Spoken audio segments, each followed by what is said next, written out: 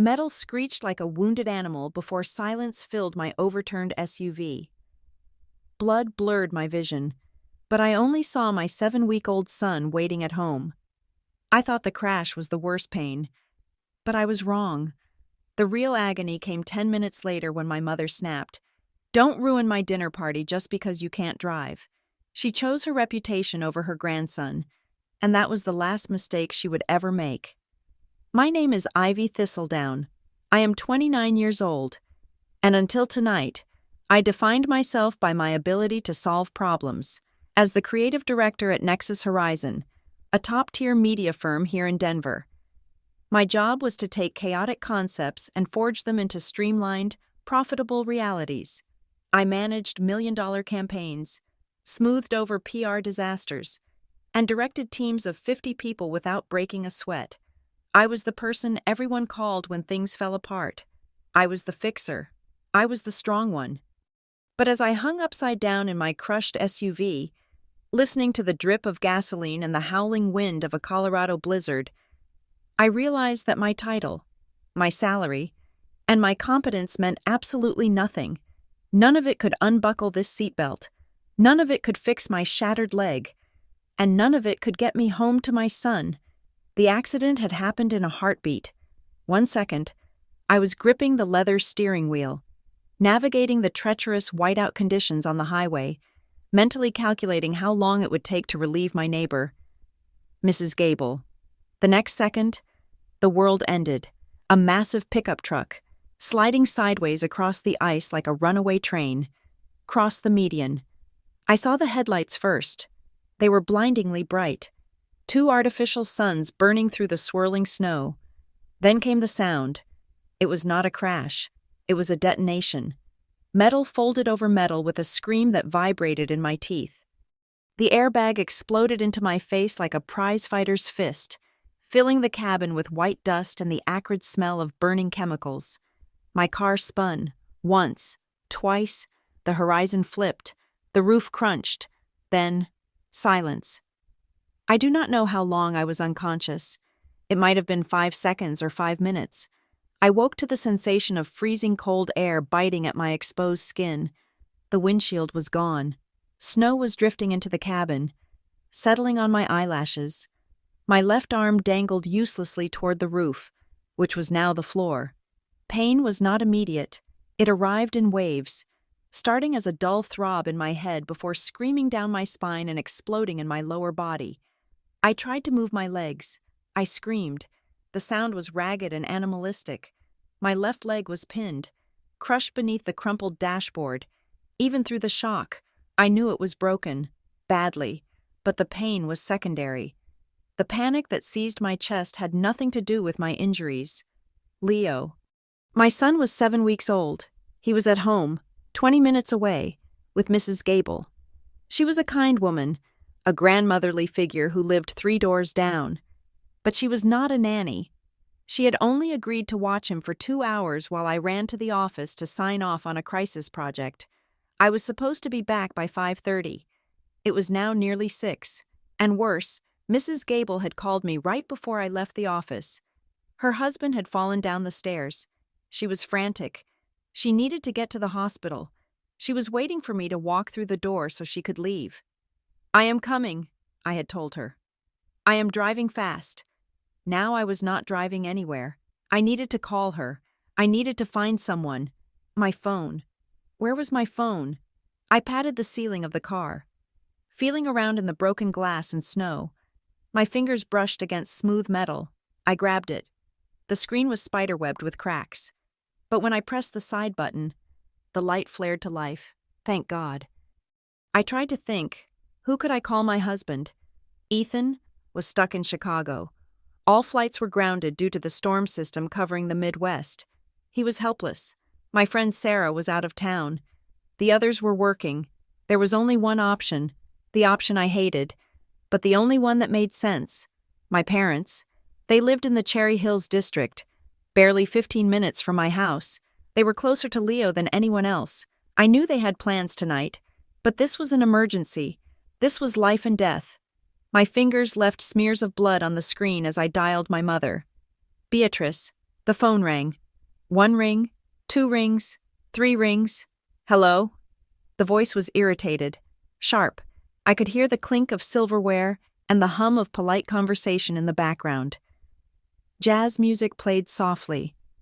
"Mom," I croaked. My voice was wet, weak. I coughed, tasting copper. "Mom, it is me." "Ivy." She sounded annoyed. "I told you, tonight is the Emerald Summit Gala. Do you have any idea how hard it was to get these tickets? The mayor is sitting 2 tables away. I cannot be on the phone right now." "Mom, please listen," I gasped, fighting the black spots dancing in my vision. "I have been in an accident, a car accident." There was a pause, not a pause of shock, but a pause of impatience. "An accident. What kind of accident? Did you scratch the bumper again? Honestly, Ivy, you need to be more careful in this weather." "No," I sobbed, the tears freezing on my cheeks. "It is bad. I am trapped. The car is upside down. I think my leg is snapped. There is blood everywhere." "Lower your voice," she hissed. "People are looking at me. You are being hysterical." "Mom, listen to me," I screamed, the effort making my vision blur. "I am in an ambulance." "No, wait, I am not. The ambulance is not here yet. I am trapped in the snow, but that is not why I'm calling. It is Leo." "What about him?" "Mrs. Gable needs to leave. Her husband had a stroke or a fall. She has to go. Leo is going to be alone. You need to go get him. You are 15 minutes away. Please, go get Leo until Ethan can figure something out." I waited for the concern. I waited for the maternal instinct to kick in. I waited for her to ask if I was dying, or to say she was running to the car. Instead, I heard a deep sigh, the sound of ice rattling in a crystal glass. "Ivy, look at the time. We just sat down for the first course. The press is here. They are taking photos for the society pages. If I leave now, it will look ridiculous. We have been planning to attend the Emerald Summit for 6 months." The air in the car felt suddenly colder, stripping the warmth from my bones faster than the blizzard outside. "Mom," I whispered, disbelief numbing the pain in my leg. "I am bleeding. I might die here. My 7-week-old son is about to be abandoned in an empty house. And you are worried about a photo?" "Stop being so dramatic," she snapped. Her voice was pure venom now, low and harsh. "You always do this. You always create chaos exactly when it is most inconvenient for me. Remember your wedding? You had to get the flu. Remember my 50th birthday? You had that crisis at work. It is always something with you." "This is not a crisis I chose," I yelled, choking on a sob. "I was hit by a truck." "And whose fault is that? You probably were not paying attention. Look, I cannot leave. I simply cannot. It would be social suicide. Call a neighbor. Call a service. You are an adult. Ivy, handle your own mess." "Mom, he is your grandson. And this is my life," she retorted. "I have sacrificed enough for you over the years. I am not ruining my evening because you cannot drive in the snow. Do not call again. You are embarrassing me." The line went dead. I stared at the phone, the silence ringing in my ears louder than the crash had. She hung up. She actually hung up. I felt a laugh bubbling up in my throat. A hysterical, jagged sound. She chose a gala. She chose a picture in a magazine over the safety of a defenseless infant and her injured daughter. My hands were shaking so hard, I almost dropped the phone. I had to try Dad. Arthur. He would be there with her. Maybe he would talk sense into her. Maybe he would just leave and come himself. He was passive, yes. But surely he was not a monster. I dialed his number. It rang once, then it went straight to voicemail. He had declined the call. 5 seconds later, a text message appeared on the screen. The letters were blurry, swimming before my eyes. I had to blink away tears and blood to read it. "Mother is right. Stop acting like a child. You need to learn to manage your own life without running to us every time you hit a bump in the road. We are busy. Do not call again." The phone slipped from my numb fingers and landed in the snow gathering on the ceiling of the car. A bump in the road. I whispered to the empty, freezing dark. My leg was crushed. My head felt like it was splitting open. I was alone in a wreck that looked more like a coffin than a car. And my parents, the people who were supposed to love me unconditionally, had just told me that my life meant less to them than an appetizer at a country club dinner. A wave of dizziness hit me. The darkness at the edges of my vision began to creep inward. I could feel my heart rate slowing down, thumping sluggishly against my ribs. No, I told myself, you cannot pass out. You have to save Leo. Mrs. Gable is going to leave him. He will be alone. He needs milk. He needs heat. I tried to reach for the phone again, but my arm would not obey. It felt heavy, like lead. Then, blue and red lights washed over the snow outside. Sirens wailed, cutting through the wind. Shadows moved outside the vehicle. Heavy boots crunched on the ice.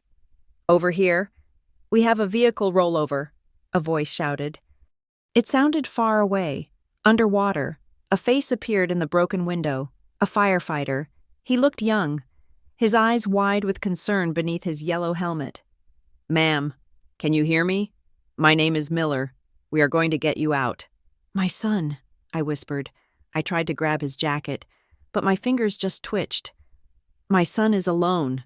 We will worry about that later," Miller said, shining a flashlight into my eyes. He flinched when he looked down at my legs. He turned his head and shouted to someone behind him. "Get the hydraulic spreaders. Now we have a pin in. Critical priority." He turned back to me. "Ma'am, listen to me. You are in shock.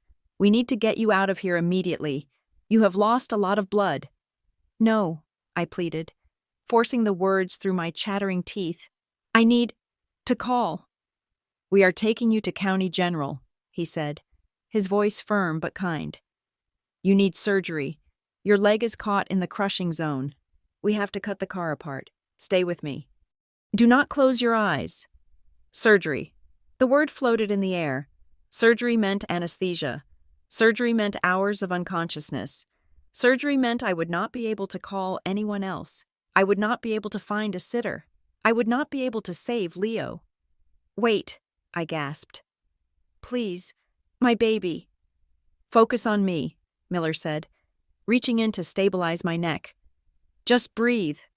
The sound of a heavy engine roared to life nearby. The jaws of life, a massive hydraulic tool that could tear metal like paper. I closed my eyes, not because I wanted to, but because I had no strength left to keep them open. The image of my mother's face, perfectly made up, smiling for a camera while I bled out in the snow, burned into my mind. She had left me. She had left Leo. And as the metal of my car began to scream again under the pressure of the rescue tools, I realized something else. The coldness I felt was not just the snow.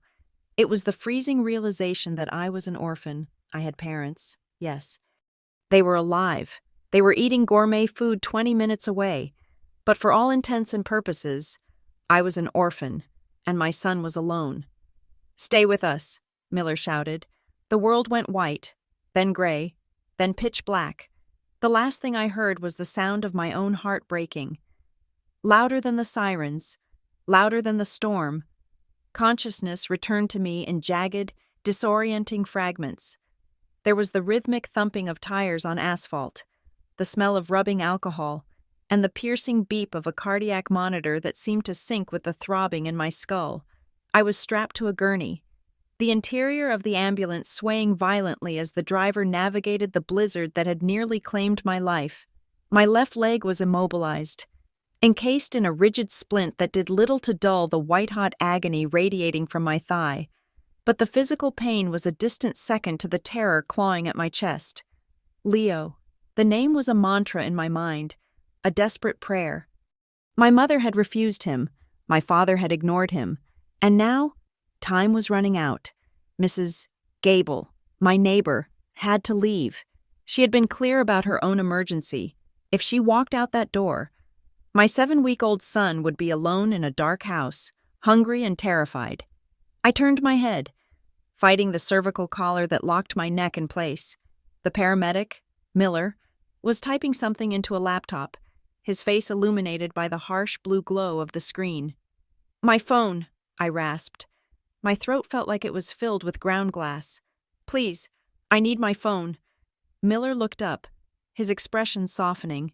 You need to rest. Ma'am, your blood pressure is spiking. We are 10 minutes out from County General. You do not understand, I choked out, tears leaking from the corners of my eyes. My baby. No one is coming for him. I need to make one more call. He hesitated, then reached into the pocket of my ruined coat which had been cut open to check for injuries. He pulled out my cracked smartphone. One call. Keep it short. I gripped the device with my good hand, my thumb hovering over the screen. Ethan. I saw a dozen missed notifications from him. Texts that read, "Call me immediately, and the news says there is a pileup on I-25, tell me you are safe." I tapped his name, but I knew it was futile before the call even connected. He answered on the first ring, his voice shrill with panic. Ivy. Oh God. Ivy. Police scanners are reporting a rollover with a victim matching your car description. Tell me you are okay. I am alive, I whispered, closing my eyes against the pain. But it is bad. Ethan, the car is totaled. My leg is broken. I am in an ambulance. I am coming, he shouted, the background noise of an airport terminal roaring behind him. I am getting on the first thing out of here. You cannot, I said, the reality of the situation settling over me like a heavy blanket. The storm. Chicago is grounded. I do not care. I will rent a car. I will drive. It is 1,000 miles. Ethan, you will not make it in time. Listen to me. Mom and Dad, they refuse to help. They are at a party. They will not pick up Leo. They what? His voice dropped, deadly quiet. Tell me I did not hear that correctly. They said no. Mrs. Gable has to leave. Leo is going to be alone.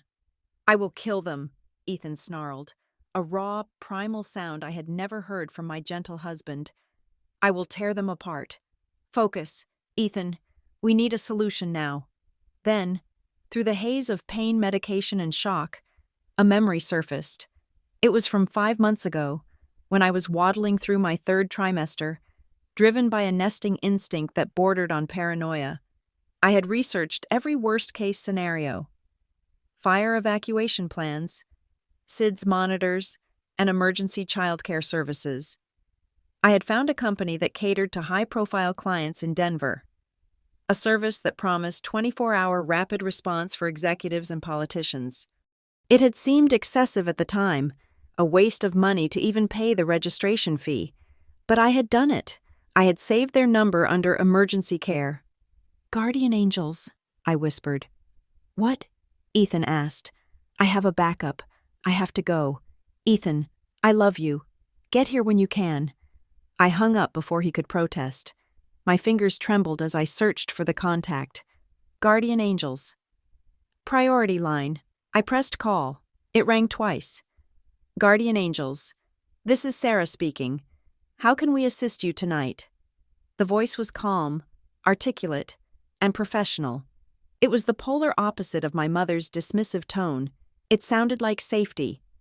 This is Ivy Thistledown, I said, forcing my voice to be steady. I am a registered client. My member ID is 4492. I have a critical emergency. I have your file right here, Mrs. Thistledown, Sarah said instantly. Her typing speed was audible in the background. I see you are located in the Highlands area. What is the nature of the emergency? I have been in a severe car accident, I said, and saying the words aloud made them real. I am in an ambulance on the way to trauma surgery. My 7-week-old son, Leo, is at home with a neighbor who needs to leave immediately. My family is unavailable. I need someone there. Now, someone who can feed a newborn, change him, and stay with him until my husband arrives from Chicago.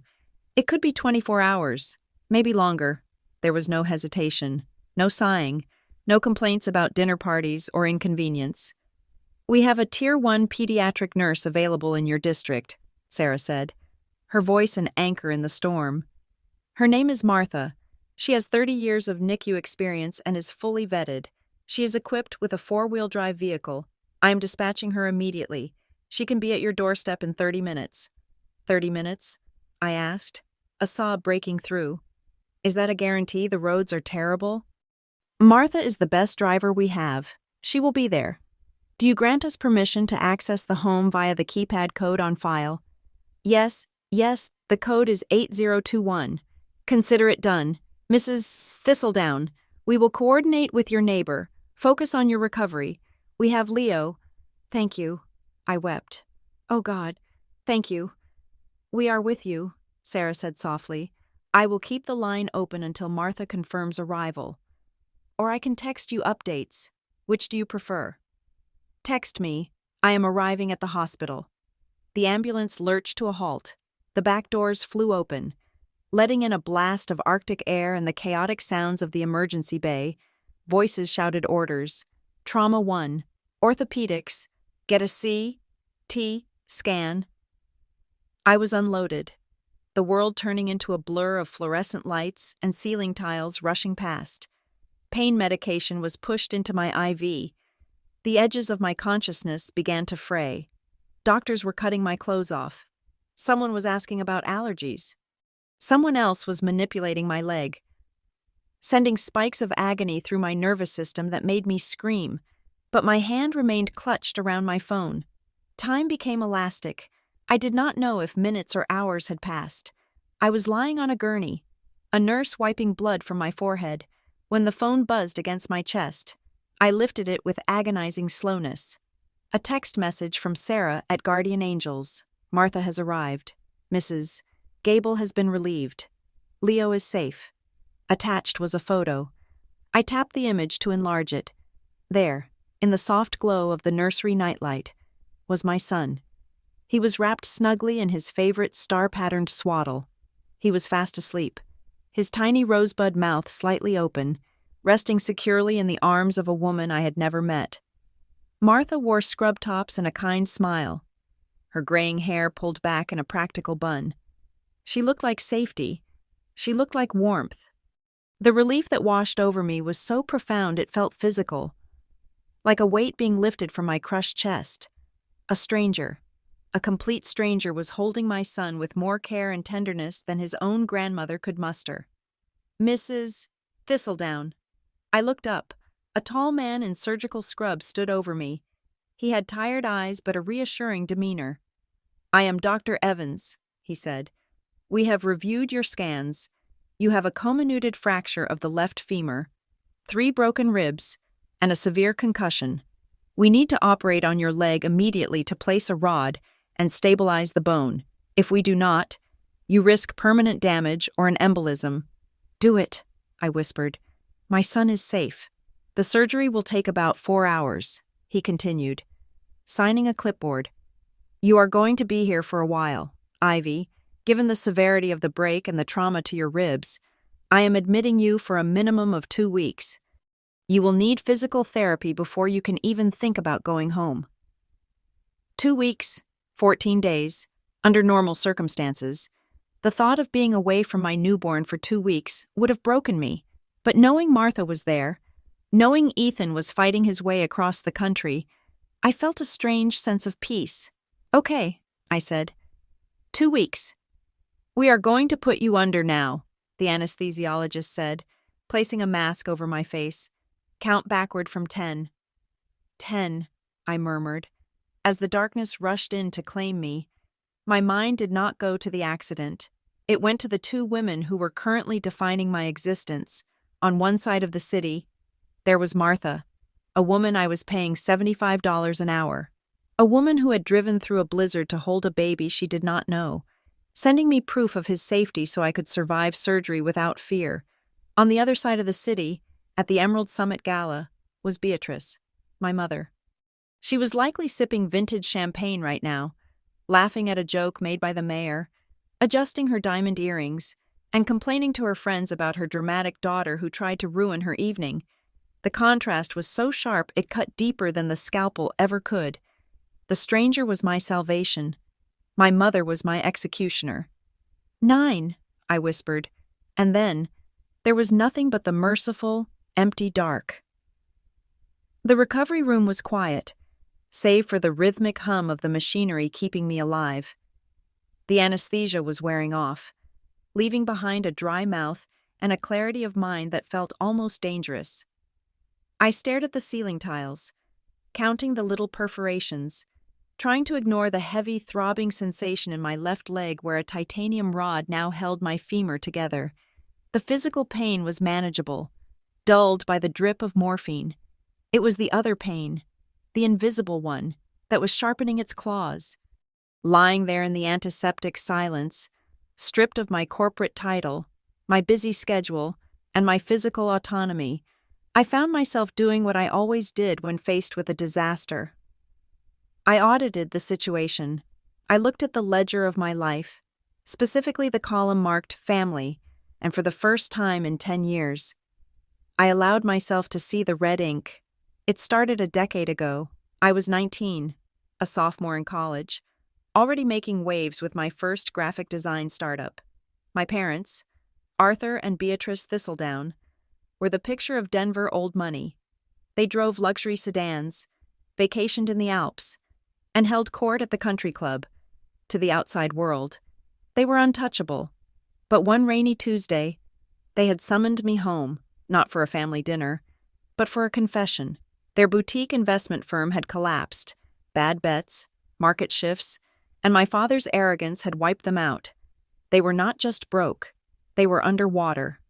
The bank was threatening to foreclose on the family estate in Cherry Hills. The cars were about to be repossessed. The facade they had spent 40 years polishing was about to crack. I remembered my mother weeping on the velvet chaise lounge, clutching a handkerchief, talking about the shame. She was not crying about losing the house. She was crying about what the neighbors would say. She was terrified of being ordinary, and I, the dutiful daughter, the one who always fixed things, had stepped up. I had just sold my first software patent. I had cash. I looked at their terrified faces and made a promise that would shackle me for the next decade. I will handle it, I had said. I did not just handle it, I bankrolled their entire existence. Every month, on the first day of the month, an automatic transfer left my account, $5,500. It was a staggering sum, $66,000 a year. Over the last decade, I had transferred nearly $700,000 to Arthur and Beatrice Thistledown. That money paid the mortgage on the house they claimed to own outright. It paid the lease on my father's Audi. It paid the membership fees for the Emerald Summit Club, the very same club where my mother was currently sipping champagne while I lay in a trauma ward. At first, they had been grateful. There were tears, hugs, and promises that it was only temporary, just until Dad got his consulting business off the ground, just until the market turned. But temporary became permanent. Gratitude curdled into expectation. They never downsized. They never cut back. Why would they? They had Ivy. I became their silent partner, their safety net. And how did they repay me by rewriting history? I remembered a Thanksgiving dinner 3 years ago. My Aunt Caroline had praised my parents for their resilience, for maintaining their lifestyle despite the economic downturn. My mother had smiled, that tight, practiced smile of hers, and patted my hand. "Well, Ivy helps out a little with gifts here and there," she had said, dismissing my life support payments as if they were pocket money. "She is a good girl. It is her way of showing appreciation for how we raised her. Filial piety.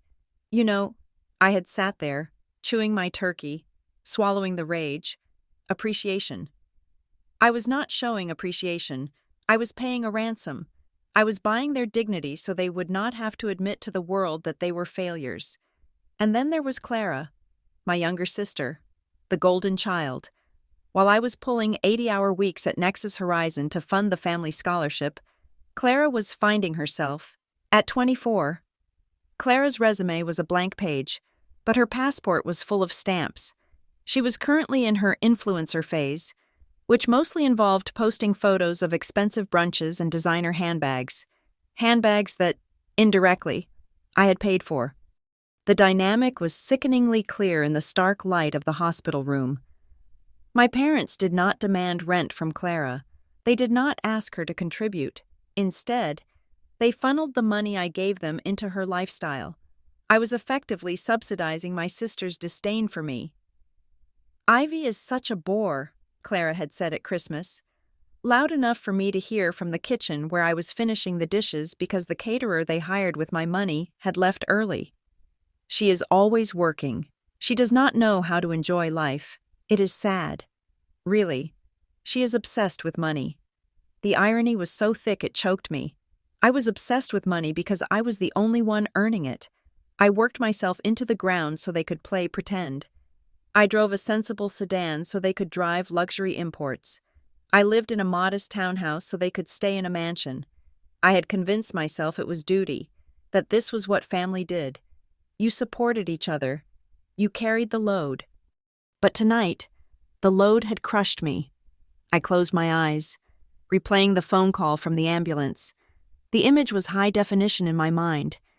Beatrice Thistledown, standing in a ballroom, wearing a dress that likely cost $2,000, telling her daughter who was bleeding and trapped in a wreck that she was an inconvenience.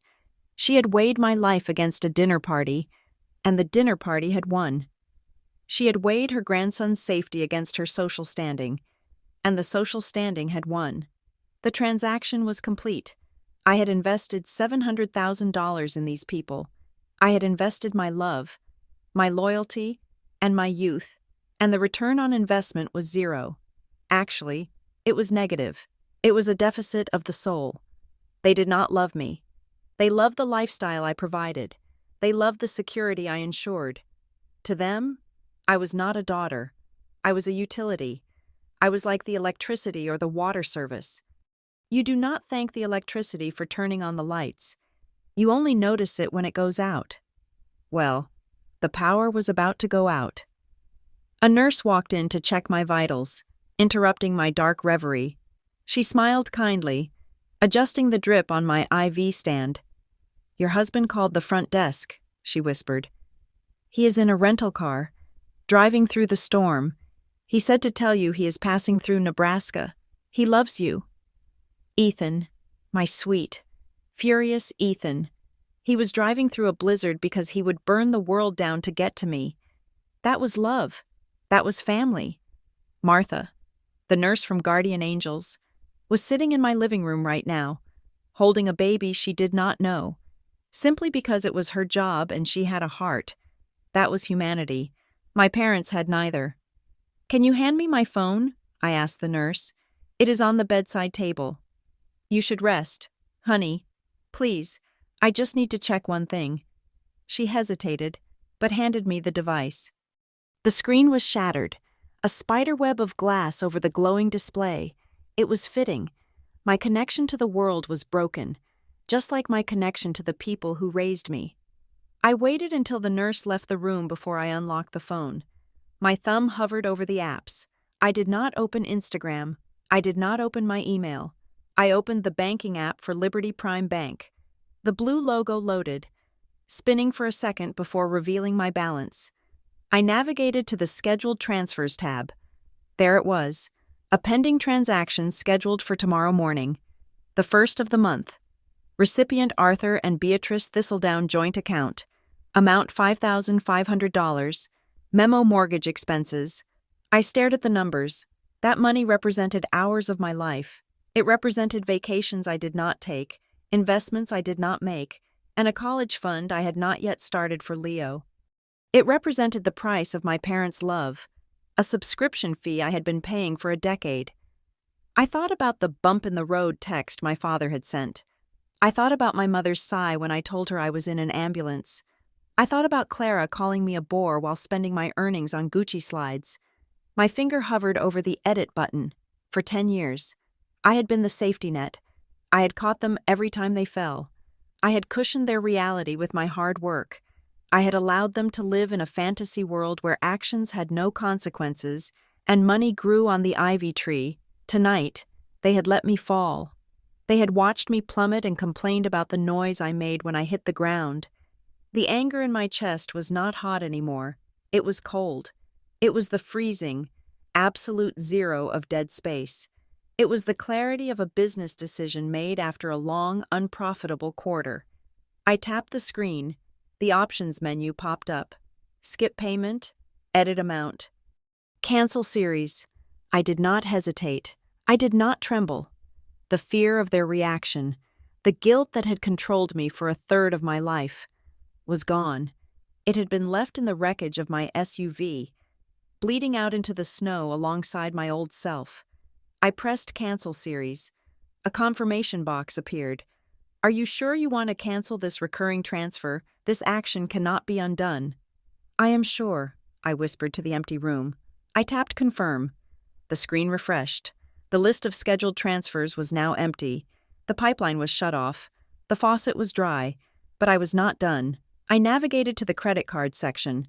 I had issued a supplementary platinum card to my mother years ago for emergencies. I clicked on the transaction history. Today, 7:45 p.m., Emerald Summit Gala, bar tab, $450. Today, 8:30 p.m., Emerald Summit Gala, auction donation, $1,000. She was donating my money to charity to look good in front of her friends. 2 hours after refusing to pick up her grandson. I felt a bile rise in my throat. This was not just selfishness. This was theft, emotional and financial theft. I selected the card. I found the button marked Report Lost/Stolen. It was not technically a lie. The mother I thought I had was lost. The relationship was stolen. I selected Freeze Card immediately. I watched the little loading circle spin.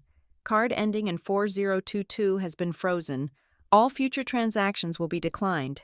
I set the phone down on my chest. I took a deep breath. The first breath that felt truly mine since I woke up. The pain in my leg was still there, but the weight on my shoulders was gone. I had just effectively fired my parents. They did not know it yet.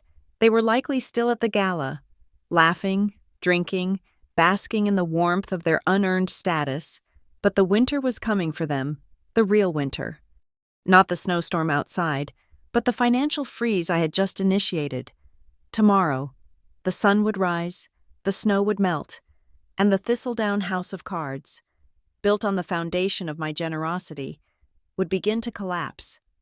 I closed my eyes again, but this time, I did not see the accident. I saw Leo's face.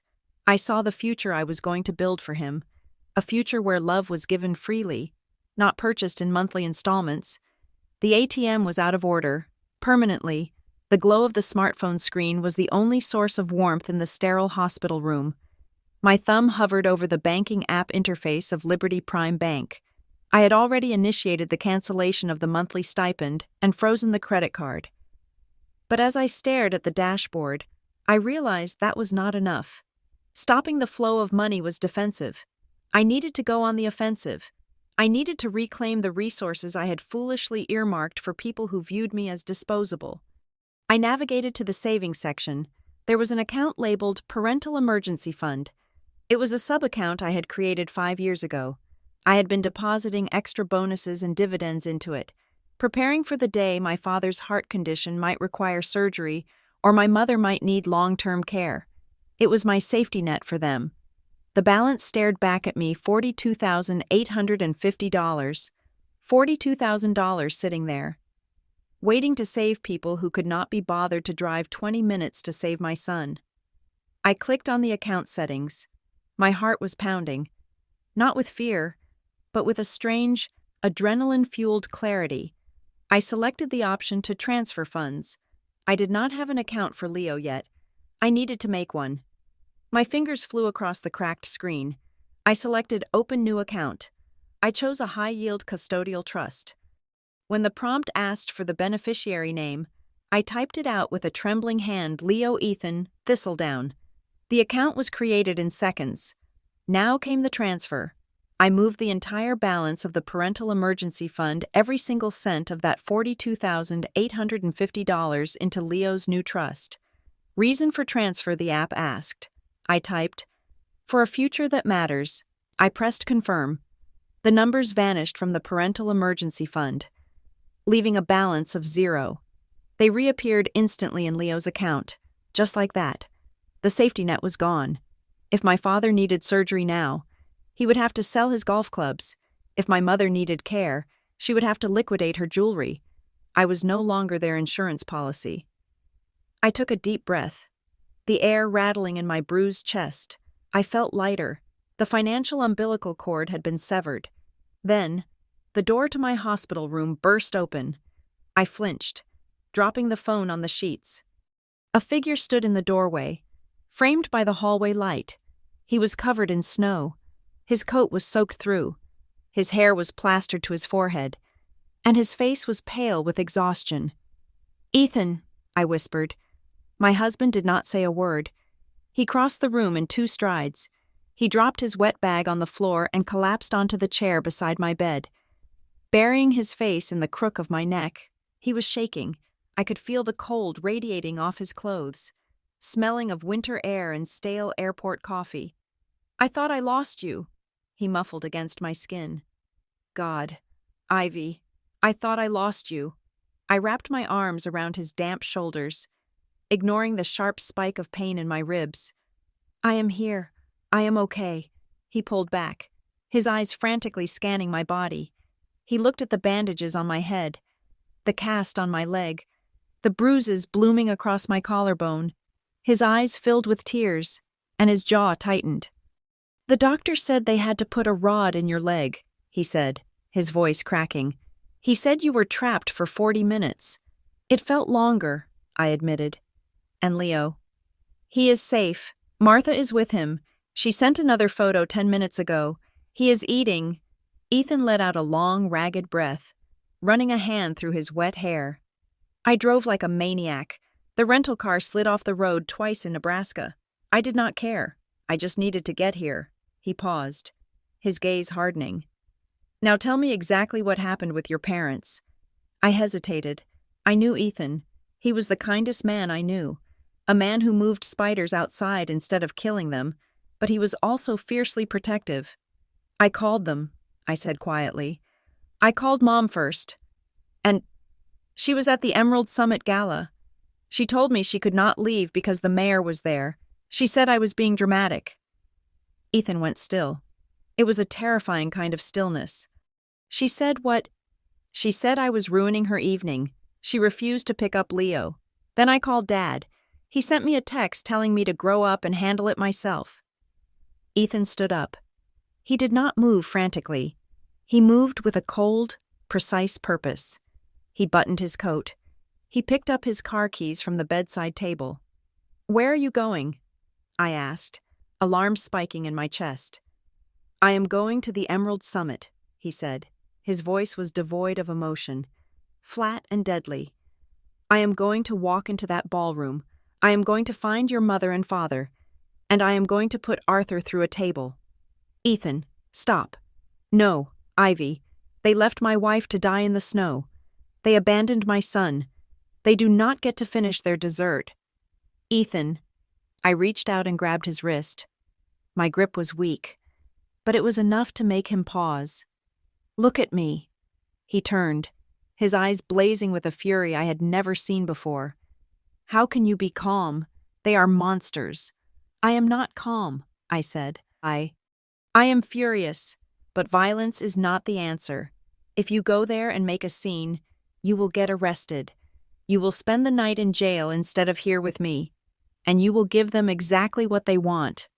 "What they want," he scoffed. "They want to be punched in the face." "No," I shook my head. "They want to be victims.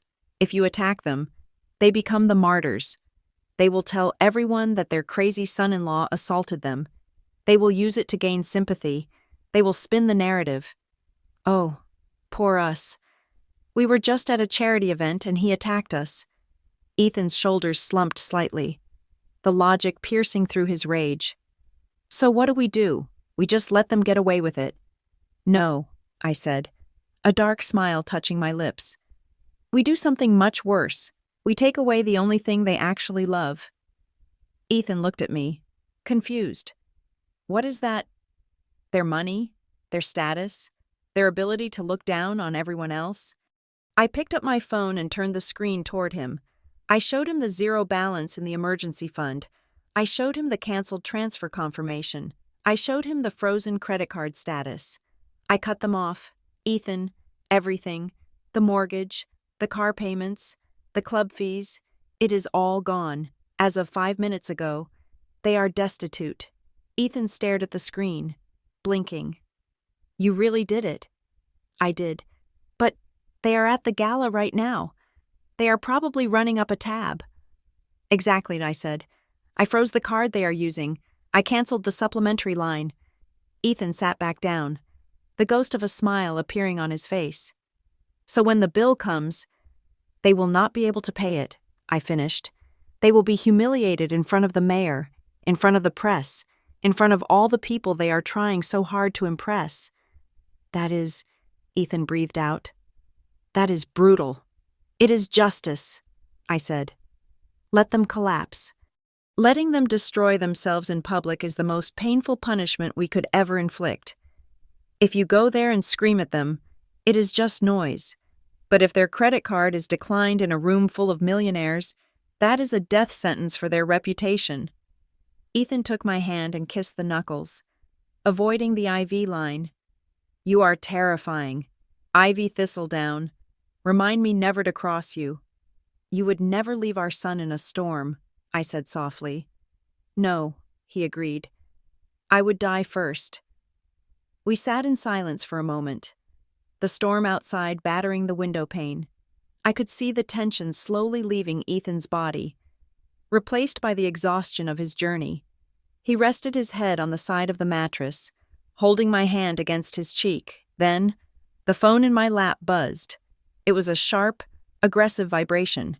I picked it up. A notification from the banking app illuminated the screen. Transaction declined, Liberty Prime Platinum Card. Merchant Emerald Summit Gala. Amount $1,250. I showed it to Ethan. $1,200, Ethan whispered, reading the number. What on earth are they buying, Kai? Champagne, I said. Vintage bottles for the table. Trying to look rich. Another buzz. Transaction declined, Liberty Prime Platinum Card. Merchant Emerald Summit Gala. Amount $1,250. They tried it again, Ethan noted. They probably think it is a chip error. They will try a third time, I predicted. And then the waiter will have to tell them the card has been reported lost or stolen. He will have to cut it up in front of them. I closed my eyes, imagining the scene. My mother, in her sequined gown, her face crumbling as the waiter produced a pair of scissors. My father, blustering, trying to demand a manager, his face turning that shade of purple he always got when he was embarrassed. The whispers rippling through the ballroom. The pitying glances from the people they desperate wanted to be equals with. It was not enough to make up for the pain in my leg. It was not enough to erase the memory of waiting in the cold wreckage, thinking I was going to die. But it was a start. This is just the beginning, I told Ethan. Tomorrow, the mortgage payment bounces. Next week, the car lease payment fails. The dominoes are starting to fall. Ethan squeezed my hand, and we will be right here, watching it happen from a safe distance. Do not answer if they call, I warned him. They are going to call. Beatrice will scream. Arthur will threaten. Do not engage. I won't, Ethan promised. My phone is off. My focus is you. And Leo. We are going to be okay, I said. And for the first time since the headlights of the truck blinded me, I believed it. We are going to build something real. For Leo, no more paying for love. No more paying for love, Ethan echoed. I looked at the decline notification one last time before swiping it away. The satisfaction was cold, hard, and absolutely necessary. I had spent 10 years building a castle for my parents. Tonight, I had pulled the cornerstone out, and I was going to watch it crumble into dust. The silence in the hospital room was heavy, broken only by the soft, rhythmic whirring of the heater and Ethan's steady breathing as he slept in the uncomfortable plastic chair beside my bed. It was past midnight. The storm outside had quieted to a dull roar, but the atmosphere inside felt charged, like the air before a lightning strike. I was drifting in a haze of exhaustion and pain medication, staring at the shadows dancing on the ceiling, When the heavy oak door to my room pushed open, it did not open tentatively. The way nurses or doctors entered, it opened with authority. A man stepped into the dim light. He was tall, over 6 feet, with broad shoulders that age had not managed to slump. He wore a heavy wool coat that smelled of pine needles and cold mountain air, and a Stetson hat held in his gloved hands. His hair was shocked white, thick and swept back, and his eyes were the piercing, clear blue of a frozen lake. My heart skipped a beat, not in fear, but in disbelief. "Grandpa?" I whispered, my voice barely audible. Silas Blackwood, my mother's father, the retired federal judge and land baron of Montana, stepped fully into the room. He looked like a monolith, a piece of the Rocky Mountains carved into human shape. He had not left his ranch in 5 years. He hated the city. He hated travel. Yet here he was, standing in a Denver hospital room in the middle of a blizzard. He walked to the bedside, his boots making a solid, reassuring thud against the linoleum. He looked down at me, his gaze sweeping over the bandages on my head, the cast on my leg, and the bruises painting my skin purple and black. His jaw tightened, a muscle jumping in his cheek. "Little bird," he said, his voice a deep rumble that vibrated in my chest. "I got here as fast as I could." "How?" I asked, tears pricking my eyes again. "You are in Montana. It is a 12-hour drive." "I took the private jet to the airfield outside Boulder," he said simply. "Landed an hour ago. The roads were bad, but I have driven through worse." "But how did you know?" "A woman named Martha called me," Silas explained. Pulling a metal chair close to the bed and sitting down, he moved with a grace that belied his 80 years. "She said she was with Leo. She found my number in the emergency contact section of the baby's medical file on your refrigerator. She said you were in critical condition and that the father was out of state. She did not want you to be alone." Martha, the nurse from Guardian Angels, not only had she saved my son, but she had also summoned the cavalry. I made a mental note to double her bonus. Ethan stirred in his chair, blinking awake. When he saw Silas, he sat up straight, rubbing his eyes. "Silas, sir." "Rest, son," Silas said, nodding at Ethan. "You look like you wrestled a bear. I will take the watch for a while." Ethan looked at me, and I nodded. He slumped back, exhaustion claiming him instantly. Silas turned his full attention back to me. He took off his leather gloves and placed his large, warm hand over my uninjured one. His skin was rough, calloused from years of working his own fences despite his wealth. But his touch was incredibly gentle. "I spoke to the doctor in the hall," Silas said. "He told me about the surgery, the femur, the ribs. He said you are lucky to be alive." "I feel lucky," I lied. "Mostly I just feel broken." Silas frowned, his bushy white eyebrows drawing together. He looked around the room, scanning the corners, the hallway door, the empty chairs. "Where is she?" he asked. I stiffened. "Who?" "Your mother," Silas said. "Beatrice and Arthur." I called their house on the way from the airfield, but there was no answer. I assumed they were here, perhaps in the cafeteria or the waiting room. Surely Beatrice is not at home sleeping while her only daughter is lying in a trauma ward. The question hung in the air, innocent and damning. Silas had always had a blind spot when it came to Beatrice. She was his only child. He had spoiled her, yes, but he had also instilled, or tried to instill, values in her. He believed that despite her frivolity, she was a good person. He believed that family came first for the Thistledowns and the Blackwoods. I looked at this man, this pillar of strength, who had taught me how to fish, how to ride a horse, and how to tell the truth even when it hurt. I did not want to break his heart, but I could not protect her anymore. The time for secrets was over. "Grandpa," I said, my voice trembling. "They are not here." "Not here," Silas repeated, confusion clouding his eyes. "Where are they?" "Did they get stuck in the storm?" "No," I said. They are at the Emerald Summit Gala. Silas stared at me. He blinked slowly, as if processing a foreign language. The gala. The charity dinner at the country club. Yes. But, did you call them? He asked. Did you tell them you were hurt? I called Mom from the car. I said, while I was upside down, while I was bleeding, I told her I was trapped. I told her Mrs. Gable had to leave and Leo was going to be alone. Silas leaned forward. His hand tightened slightly on mine.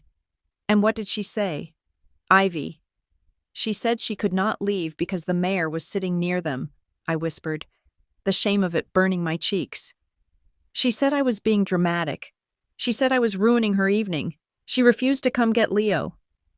Silas went very still. It was the stillness of a predator before it strikes. She refused. She hung up on me. Grandpa. Then I called Dad. He texted me and told me to grow up and handle it myself. Silas sat back. He looked at the wall, then at the floor, then back at me. I saw the denial warring with the facts in his eyes. He did not want to believe it. No father wants to believe his child is a monster. There must be a misunderstanding, Silas murmured, though his voice lacked conviction. Beatrice can be selfish. I know that. She likes her parties. But to abandon a baby, to abandon you. Perhaps she did not understand the severity. Perhaps she thought it was just a fender bender. She knew, I said. I told her I was in an ambulance. I told her the car was totaled. But why? Silas shook his head. They have everything. I set them up for life. I gave them the house. I gave Arthur the seed money for his firm. They have no stress, no reason to be so cold. Why would they prioritize a dinner over family? I looked at him, and I realized he truly did not know. He thought his daughter was a successful society matron living off the ample trust fund and business profits he had helped establish decades ago. He thought Arthur was a titan of industry. He had no idea that his investments had evaporated 10 years ago. He had no idea they were frauds. Grandpa, I said, reaching for my phone again. There is something else you need to know. Something I have kept from you for 10 years because I was trying to protect their dignity, and maybe yours. What are you talking about? They are not rich, I said. They are broke. They have been broke since I was 19. Silas scoffed. A short, sharp sound. That is impossible. Arthur sends me the annual reports. His firm is doing well. The reports are fake, Grandpa. Or they are manipulated. The firm went under a decade ago. They have been living on debt and on me. On you. Silas looked at me with skepticism. Ivy, you have done well for yourself. I know. You have a good job. But the Cherry Hills estate costs $6,000 a month just to maintain the taxes, the club fees. You could not possibly support that. I could, I said. And I did. I unlocked my phone. I opened the banking app again. I pulled up the history. I filtered it by outgoing transfers to Arthur and Beatrice Thistledown. Look, I said, handing him the phone. Silas took the device. He adjusted his reading glasses, which he pulled from his breast pocket. He peered at the screen. He scrolled. He scrolled again. He saw the payment from last month, $5,500. He saw the payment from the month before, and the month before that. Tap on the year-to-date summary. I guided him. He tapped it. $66,000. Now go to the cumulative history. Since 2016, Silas's finger hovered over the screen. He tapped it. The app took a moment to calculate the data. Then, the number appeared. $672,000. The color drained from Silas's face. He looked older suddenly, the lines around his mouth deepening into craters. He stared at that number more than $500,000 transferred from his hard-working granddaughter to his idle, lying daughter. $600,000, he whispered. You paid their mortgage. But the house. I bought the house. You put the down payment on it 20 years ago, I corrected him. But they took out a second mortgage 10 years ago to cover Arthur's gambling debts and bad investments. They never told you. I have been paying that mortgage." Silas looked up at me, and his blue eyes were wide with shock. "And the cars?" "Leased. I pay the leases. And the club? I pay the dues. I pay for their vacations. I pay for Clara's handbags. I pay for everything. Grandpa, I have been the head of this household since I was a teenager." Silas handed the phone back to me. His hand was trembling slightly. He stood up and walked to the window, staring out at the swirling snow. He placed his hands on the windowsill, gripping it so hard his knuckles turned white. "I thought they were successful," he said, his voice hollow. "I thought they were just busy, shallow, maybe, but successful. I bragged about them to my friends at the lodge. I told everyone how proud I was that Arthur had turned things around." "They lied to you," I said softly, "just like they used me." "They took your money," Silas said, speaking to the glass. "Nearly $700,000. That is a fortune. Ivy, that is your retirement. That is Leo's college. That is theft." "I gave it willingly," I said, "because I thought it bought me love. I thought if I fixed their problems, they would finally see me. They would finally value me." Silas turned around. The sadness in his face was gone, replaced by a cold, terrifying fury. It was the face of the judge who had sentenced dangerous men to life in prison. It was the face of a man who dealt in absolute justice. "And when you stopped being an ATM," Silas said, his voice dropping an octave, "and became a human being in need of help, they discarded you." "Yes," I said. "Tonight, when I asked for help, they told me I was inconvenient, so I cut them off. I canceled the payments. I froze the credit cards." Silas nodded slowly. "Good, but it is not enough." He walked back to the chair and sat down. But the energy had changed. He was no longer just a grandfather visiting a sick relative. He was a patriarch preparing for war. "I have failed," Silas whispered. "I failed you. I failed to see what they were. I let you carry a burden that should have crushed you. I let you pay for the privilege of being abused by my own daughter. It is not your fault. Grandpa, it is my fault," he snapped, though the anger was directed at himself. "I raised her. I gave her everything she wanted. I shielded her from consequences. And in doing so, I created a monster, 2 monsters, and a third one in training with your sister."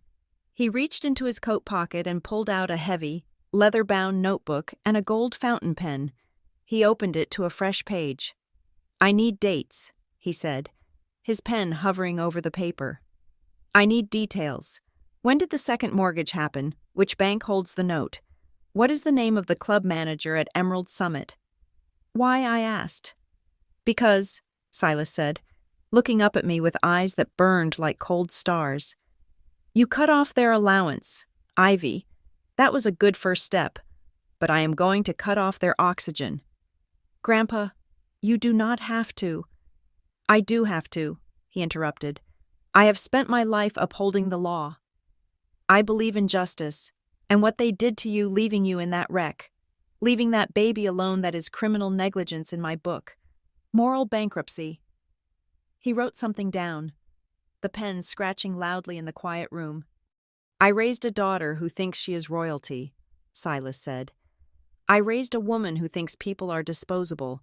I raised a woman who would let her own flesh and blood bleed out in the snow so she could drink champagne with a mayor who does not give a damn about her."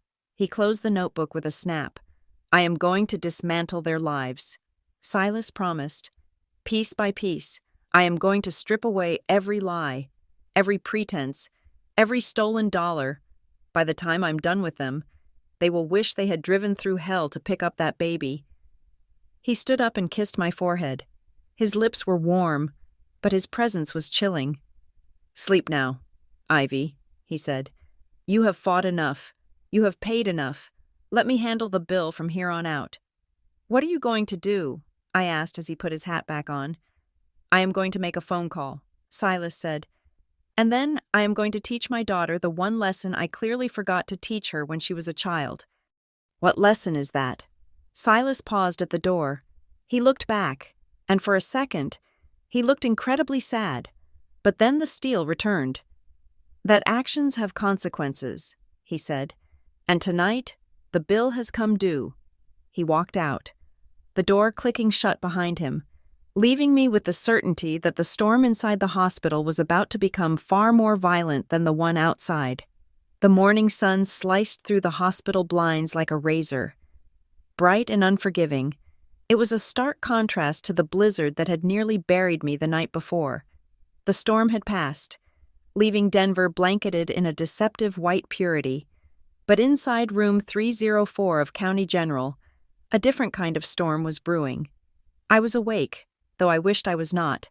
The morphine drip had been dialed back, and the reality of my injuries was settling in with a vengeance. My left leg, encased in a heavy cast and elevated on pillows, throbbed with a deep, bone-grinding ache.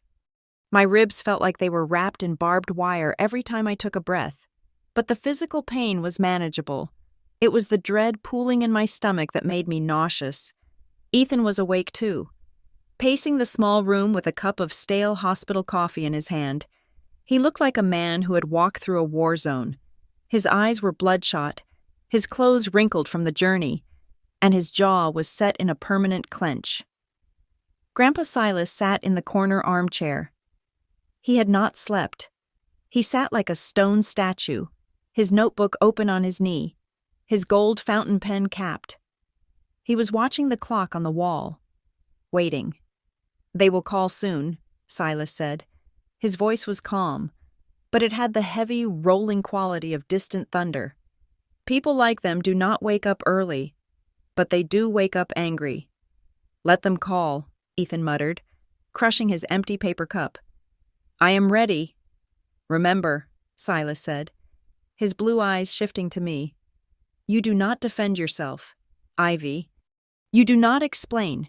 You state facts, and then you let me handle the rest." I nodded, my throat tight. At 9:15 exactly, my phone buzzed on the bedside table. The screen lit up with a photo I had taken years ago, my mother, Beatrice, holding a glass of wine and laughing, looking every inch the socialite she pretended to be. Above her head, the name Mom flashed. "It is her," I said. Ethan stopped pacing. Silas sat up straighter, closing his notebook. He gestured for me to answer.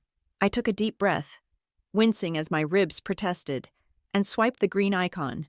I pressed the speaker button immediately. "Ivy." The shriek that came through the phone was so loud it distorted the speaker. It was not a greeting. It was an assault. "Mom," I said, my voice raspy. "Do not mom me," Beatrice screamed. "Do you have any idea what happened last night? Do you have even the slightest concept of the humiliation I endured?" I looked at Ethan. His face had turned a dangerous shade of red. Silas remained impassive, but his eyes were narrowed.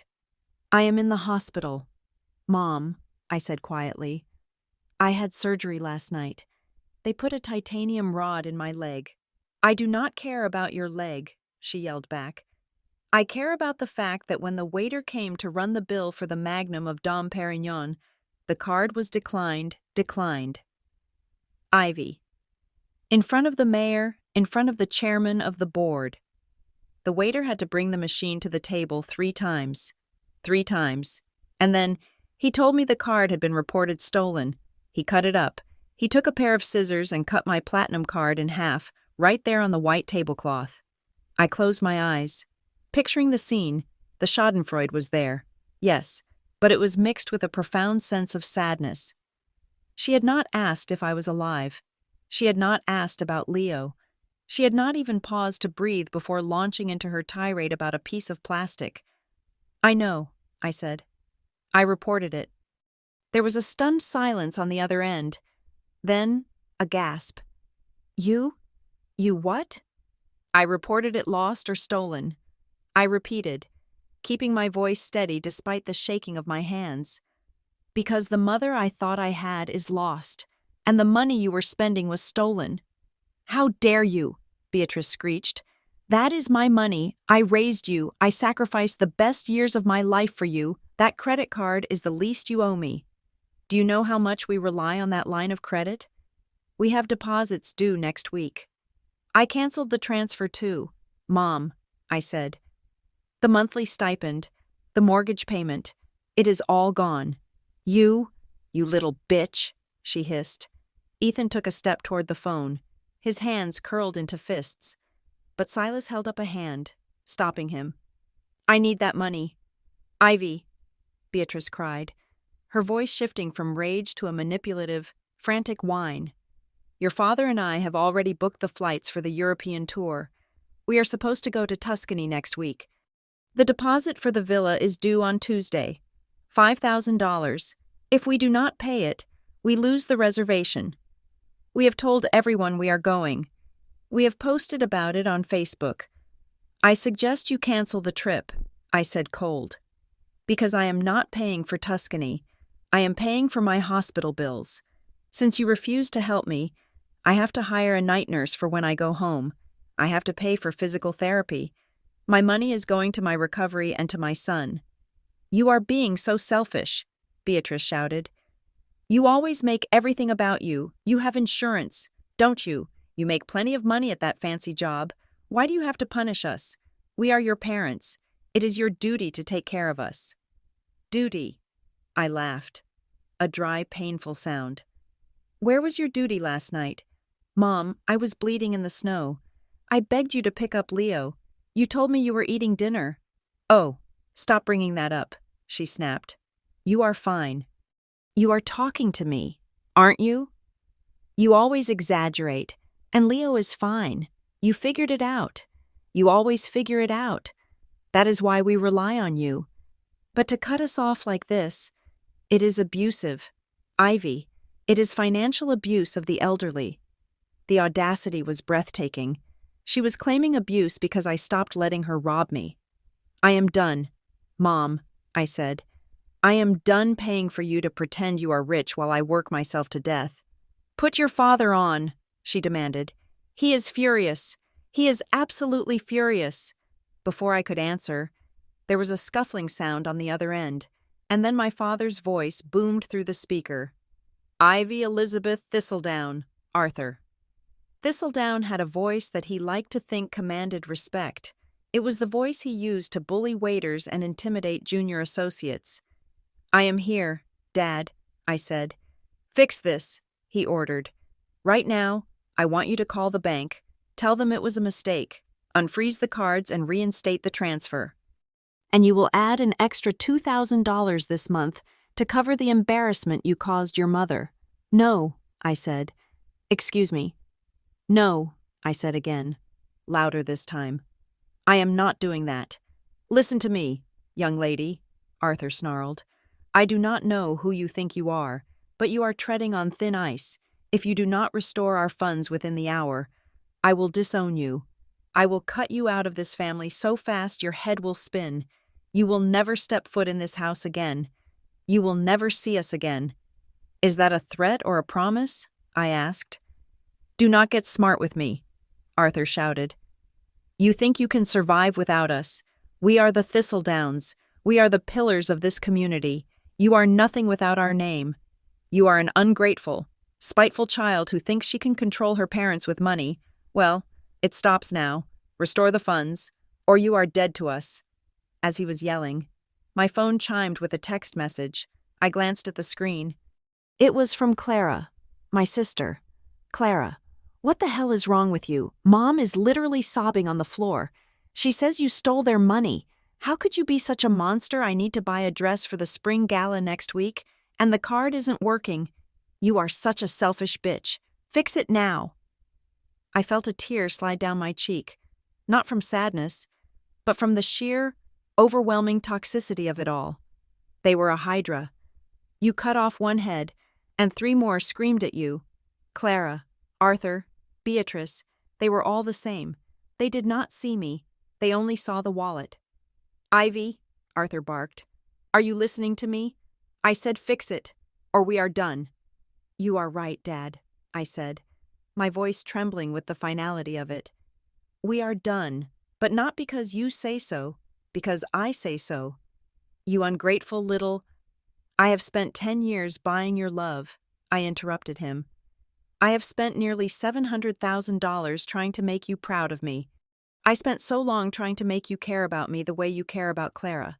But last night, I finally saw the truth. You don't truly care about anyone. You can't. You just take and take. How dare you, Beatrice shrieked in the background. After everything we've done for you, you haven't given me anything. I shot back, the anger finally cracking through my composure. I paid for the house. I paid for the cars. I kept the pantry full. I covered your bills. I put clothes on your backs. I'm the only reason you haven't fallen apart. And when I needed you for just 1 hour, 1 single hour, you abandoned me when I was at my lowest. You're only hurting yourself, Arthur said flatly. You'll come back. You always do. You need our approval. You're still the same. Ivy's still desperate to be accepted. Ethan leaned toward the phone, barely holding it together. He looked like he was about to speak, to finally let out everything he'd been swallowing. But Silas moved first. The old man rose from his chair. He did not look like an 80-year-old rancher anymore. He looked like the federal judge who had presided over the most terrifying criminal trials in Montana's history. He walked to the bedside table. His face was a mask of cold, hard granite. He reached out and took the phone from the table. He held it up to his mouth. But he did not shout. He did not scream. He signaled for me to be quiet. He placed a hand on Ethan's shoulder, a silent command to stand down. On the other end of the line, Arthur and Beatrice were still ranting. She will learn. Beatrice, she will come back begging. She just needs a time out. We will cut her off for a month and see how she likes it. Silas waited. He waited until they paused for breath. Then he spoke. His voice was low, gravelly, and absolutely terrifying in its calmness. Arthur, Beatrice, listen closely. The silence on the other end of the line was instantaneous. They knew that voice.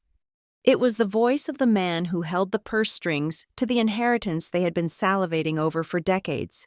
It was the voice of the only person on earth they actually feared. Dad, Beatrice's voice came through, small and trembling. Daddy, is that you? Shut up, Beatrice, Silas said. It was not a request. Do not speak. Do not breathe. Just listen. But Ivy said— I said silence, Silas roared, the sound filling the small hospital room like a cannon blast. He took a breath, lowering his voice back to that dangerous, quiet rumble. I am sitting here in room 304 of County General Hospital, Silas said. I am looking at my granddaughter. She is broken. She has a metal rod in her leg. Her ribs are shattered. She is in agony. Dad, we didn't know. Arthur tried to interject. I know you didn't know, Silas cut him off, because you didn't care to ask. You were too busy worrying about your credit card, too busy worrying about your reputation, too busy planning a trip to Italy with money you do not have. Dad, it's a misunderstanding. It is not a misunderstanding, Silas said.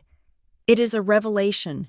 For 10 years, I have sat in Montana, believing you were successful, believing you were good parents, believing the lies you fed me in your Christmas letters. But Ivy has shown me the truth. She showed me the bank statements. Arthur, all of them. Dead silence on the line, the kind of silence that happens before an execution. I saw the transfers, Silas continued. $5,500 a month. For 10 years, I saw the car leases, I saw the club fees, I saw the $700,000 my granddaughter poured into your bottomless pit of greed. Dad, please, let us explain, Beatrice sobbed. We hit a rough patch. A rough patch is 6 months, Silas said. 10 years is a lifestyle you stole from your daughter. He paused, letting the weight of his words sink in. You called her selfish, Silas said, his voice dripping with disgust. You called her ungrateful. You threatened to disown the only person who has kept a roof over your heads. You told her she was nothing without the Thistledown name. We were just angry, Arthur stammered. We didn't mean it. Well, I mean this, Silas said. You have 1 hour. 1 hour to get in your car and drive to this hospital. 1 hour to stand at the foot of this bed and beg for her forgiveness. If you are not here in 60 minutes, I am making a call. A call? Arthur asked, his voice shaking. What call? The call that ends your charade, Silas said. The call to the bank, the call to the club, the call to the trust. I am going to expose you. Arthur, I am going to strip you naked in front of the entire city of Denver. You will not just be broke. You will be pariahs. You wouldn't, Beatrice whispered. Daddy, please, you wouldn't do that to your own daughter. My daughter died a long time ago, Silas said coldly. The woman on this phone is just a leech who abandoned her child in a snowstorm. He looked at the clock on the wall. 59 minutes. Beatrice, the clock is ticking. Silas ended the call. He placed the phone gently back on the table. The room was silent. Even the air conditioning seemed to have stopped humming. Ethan was staring at Silas with wide, awestruck eyes. I felt a shiver run down my spine, a mixture of fear and vindication. Do you think they will come? I asked quietly. Silas sat back down in his chair, reopening his notebook. He uncapped his pen with a sharp click. They will try, he said. They will drive fast. They will come in here with tears and excuses. They will try to charm me. They will try to gaslight you. He looked up at me, and his eyes were hard. But it does not matter if they come or not, Ivy, because I have already made the decision. They are not coming here to be forgiven. They are coming here to be sentenced. Sentenced to what? Ethan asked. Silas wrote a single word in his notebook. I craned my neck to see it. Eviction. To reality, Silas said. I am going to sentence them to the one thing they have avoided their entire lives, reality. The atmosphere in the hospital room shifted from the emotional turbulence of a family crisis to the cold, hard precision of a legal proceeding.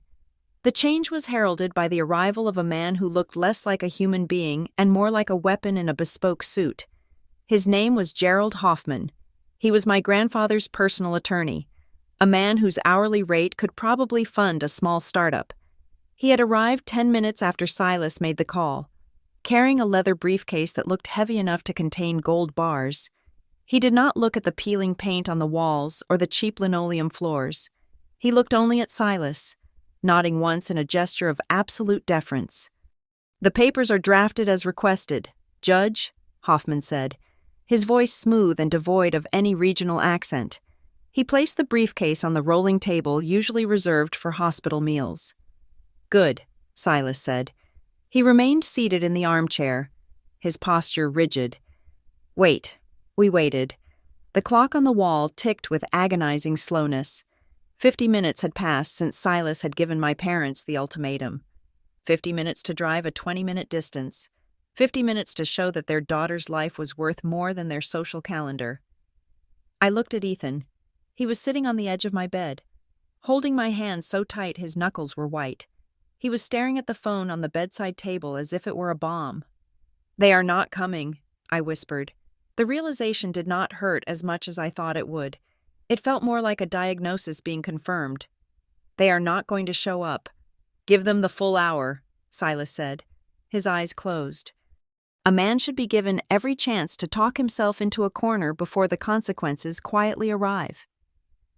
At 58 minutes, the phone rang. It was not a video call. It was a standard voice call. My mother's name flashed on the screen. Silas opened his eyes. They were the color of ice formed in deep, dark water. He reached over and pressed the speaker button. We are here, Silas said. He did not say I am here. He kept his location ambiguous, letting them believe he was still the distant patriarch in Montana, issuing orders through a phone line. Daddy Beatrice's voice filtered through the room. She sounded breathless, but not from running breathless with irritation. Look, we need to be reasonable about this. Reasonable, Silas repeated. the word turning in his mouth like a stone. "You have 2 minutes left. Beatrice, are you in the lobby?" There was a pause. Then, the sound of wind and the distant thwack of a golf club striking a ball.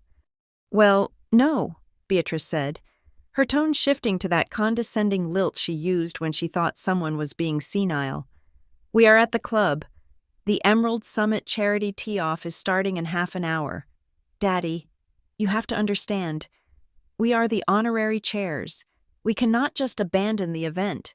It would be a PR nightmare." I felt Ethan stiffen beside me.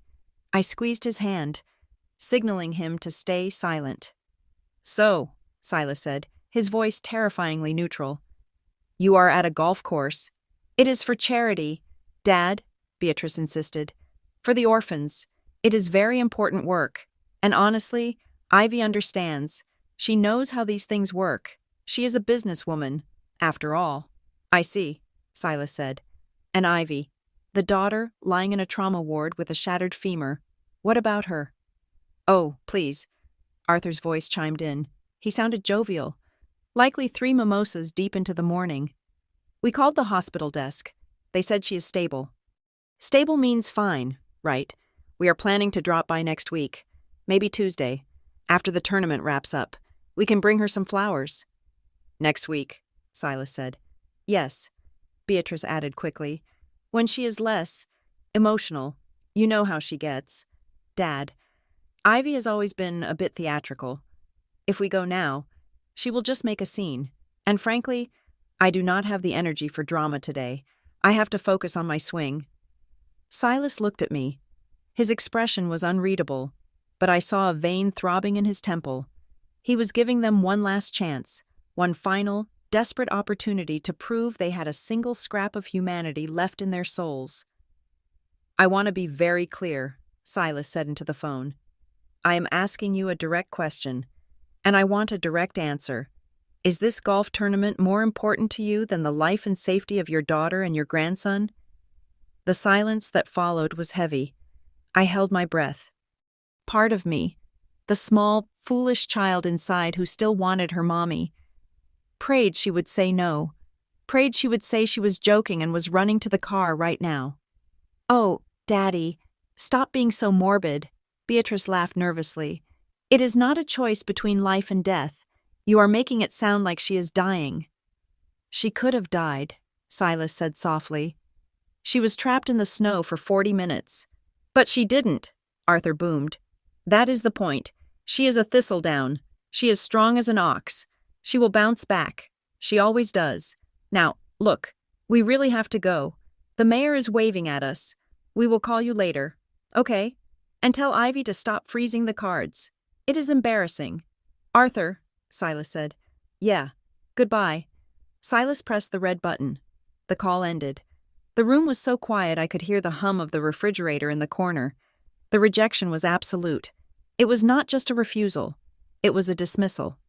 They had not only chosen a game of golf over me, they had laughed about it.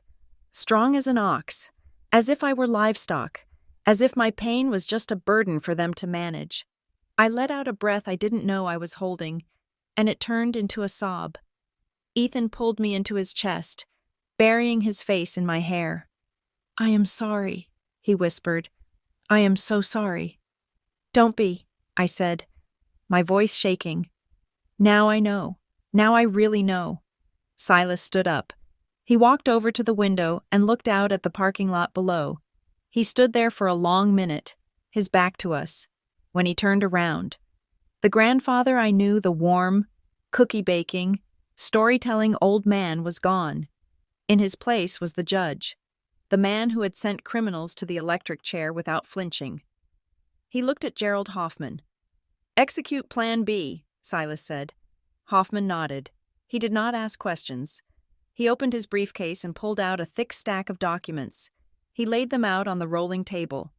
"Plan B is the scorched earth protocol," Hoffman explained.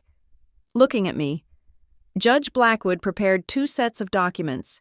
Plan A was a remedial plan trust funds with strict oversight. Mandatory therapy for your parents. A probation period. That was if they had shown up. "And Plan B?" I asked. Plan B is total severance, Hoffman said. It involves the immediate revocation of all assets, the calling in of all debts, and the restructuring of the estate. Silas walked over to the table. He picked up the first document. For 30 years, Silas said, his voice low and dangerous, I have allowed them to live in a fantasy. I bought the house in Pasadena. I paid for the cars. I set up the trust that gave them a monthly allowance. I did it because I thought I was helping. I thought I was giving them a good life. He looked at me, his eyes burning. But they were not living a good life. They were living a lie. And for the last 10 years, they have been financing that lie with your blood and sweat. He handed the document to me. It was a deed. This is the deed to the house on Sycamore Drive. Silas said, the house they live in, the house they tell everyone they own. I know, I said. I have been paying the mortgage on it. Not anymore, Silas said, because as of this morning, I have triggered the transfer clause. The house belongs to the Blackwood Trust, and as the sole trustee, I am issuing an immediate notice of eviction. Eviction, I gasped.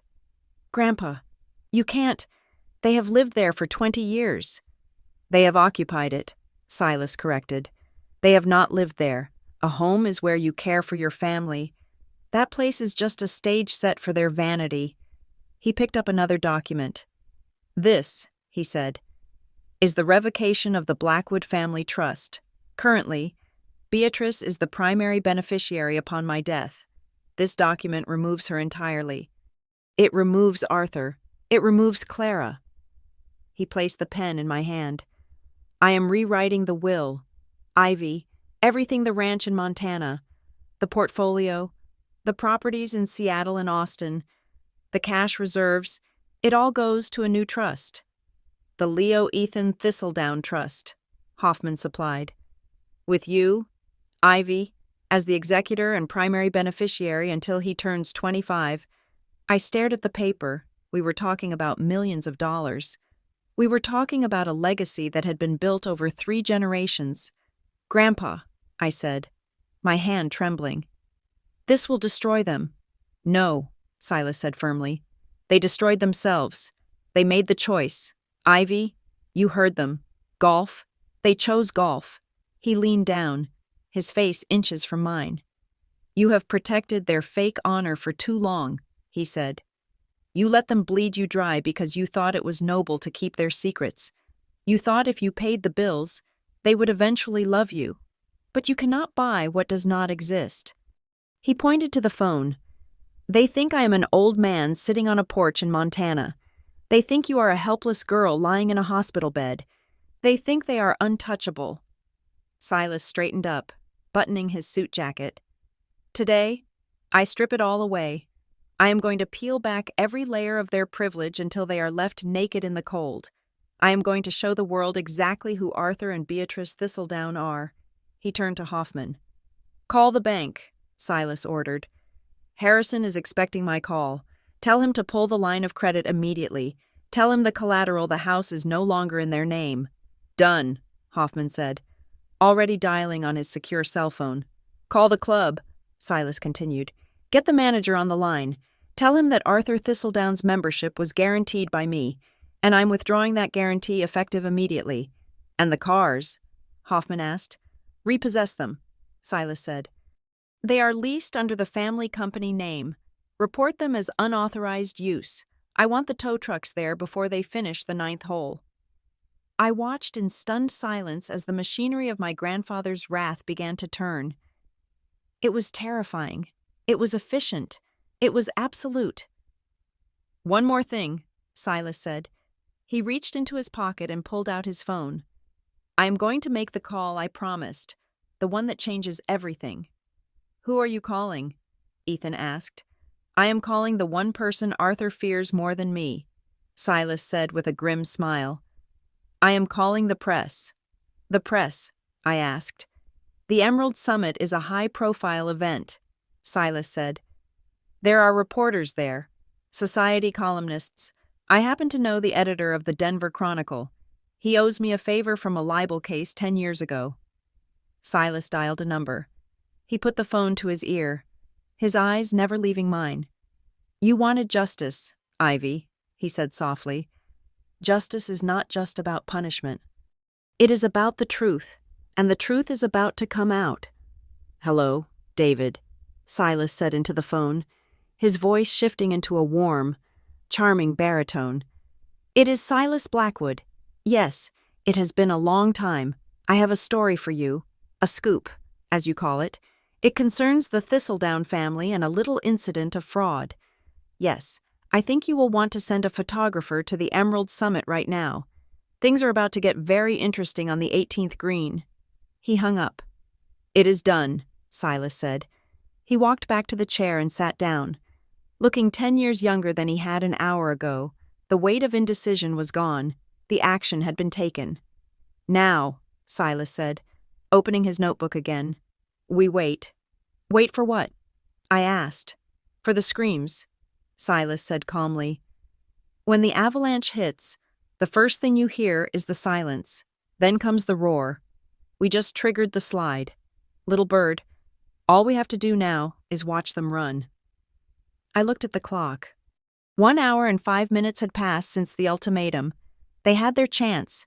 They had 60 minutes to be parents. They chose to be socialites. And now, they were going to be nothing. The 60-minute deadline evaporated into the sterile air of the hospital room, leaving behind a silence that felt heavier than the cast on my leg. The clock on the wall ticked past the hour mark. 1 hour, 60 minutes, 3,600 seconds. That was the amount of time my parents had been given to choose between their vanity and their daughter. And just like they had chosen a dinner party over my rescue the night before, they had now chosen a golf tournament over my forgiveness. Grandpa Silas did not look surprised. He did not look disappointed. He simply looked at his watch, a vintage Patek Philippe that had survived decades of Montana winters, and nodded once. It was a sharp, mechanical movement, like a judge banging a gavel to signal the end of a trial. Time is up, Silas said. His voice was devoid of anger. It was stripped clean of emotion, leaving only the cold, hard steel of resolution. They made their choice. Now I make mine. He reached into the inner pocket of his suit jacket and pulled out his phone. This was it. The moment the title of my life story would pivot from tragedy to retribution. He scrolled through his contacts, bypassing the family group chats, bypassing the lawyers. He stopped at a name I recognized only from the stories he used to tell me about the old days of land deals and boardroom wars. James Harrison. Harrison was the president of First Mountain Bank and, more importantly, the director of the holding company that managed the vast Blackwood real estate portfolio. Silas pressed the call button and put the phone to his ear. He did not use the speakerphone this time. This conversation was not a negotiation. It was an execution order. James, Silas said, his voice dropping into a register that commanded instant attention. It is Silas. Yes, I am in Denver. No, this is not a social call. I am invoking the termination clause on the Sycamore Drive property, effective immediately. I watched from the bed, confused. Termination clause, I mouthed to Ethan. Ethan just shook his head, his eyes wide, watching the master at work. Silas listened for a moment, then cut across whatever Harrison was saying. I do not care if they have lived there for 20 years. James, you and I both know the deed is held by Blackwood Holdings. I allowed my daughter and her husband to occupy the premises as tenants at will. That will is gone. They are no longer tenants. They are trespassers. My jaw dropped. The house, the sprawling, 6-bedroom mansion in Cherry Hills with the heated driveway and the wine cellar, the house my mother swore was their greatest asset. The house I had been pouring $5,500 into every month. It was not theirs. It never had been. It belonged to Grandpa Silas's company. They had been living in a home provided by him, while using my money to pretend they were paying off a mortgage that did not exist. The money I sent them, it wasn't for equity. It was just fuel for their lifestyle, burned up as fast as I could earn it. I want the locks changed by noon, Silas ordered. his eyes locking with mine. Send a security team to secure the perimeter. Nothing leaves that house. Not a painting. Not a piece of jewelry. Not a silver spoon. Those items were purchased with misappropriated funds. They are assets of the trust now. If Arthur tries to enter the premises, have him arrested for trespassing. Yes, I am serious. Treat him like a stranger. He hung up. The first pillar of their existence, their home, had just been pulverized. You own the house, I whispered. This whole time. I bought it when you were 9 years old, Silas said, placing the phone on the tray table. Arthur had gambled away their first home. I bought the Sycamore property and put it in a shell company so he could not borrow against it. I let them live there rent-free. I assumed the money you were sending them was being used for. Well, I do not know what I assumed. I was a fool. You were not a fool, Ethan said, finding his voice. You were a father trusting his child. And now I am a judge sentencing a thief, Silas replied. He picked up the phone again. Round 2. He dialed a new number. This time, he called the Board of Trustees for the Blackwood Family Trust. This was the entity that controlled the inheritance, the future billions that Beatrice and Arthur were waiting for like vultures circling a dying animal. This is Silas Blackwood, he said. I am initiating an emergency amendment to the beneficiary structure. Strike Beatrice. Thistledown and Arthur Thistledown from the primary tier. Strike Clara Thistledown from the secondary tier. Yes, total disinheritance. The new sole beneficiary is Ivy Thistledown and her issue. Leo Ethan Thistledown. I want the paperwork overnighted to my attorney, Gerald Hoffman, for signature. Freeze all current disbursements. Not a penny goes out to them. If they try to withdraw cash from the ATMs, I want the machine to laugh at them. He ended the call. The second pillar, their future security, was gone, but Silas was not done. He was just warming up. He looked at me, and for the first time, a small, dark smile played on his lips. They are at the Emerald Summit Club right now, Silas said. Playing golf, schmoozing with the mayor, pretending they are royalty. Yes, I said. They said they were at the tee-off. Do you know who manages the Emerald Summit? Silas asked. A man named Robert Sterling. 10 years ago, Robert was in a legal bind involving a land dispute in Montana. I could have crushed him. Instead, I helped him.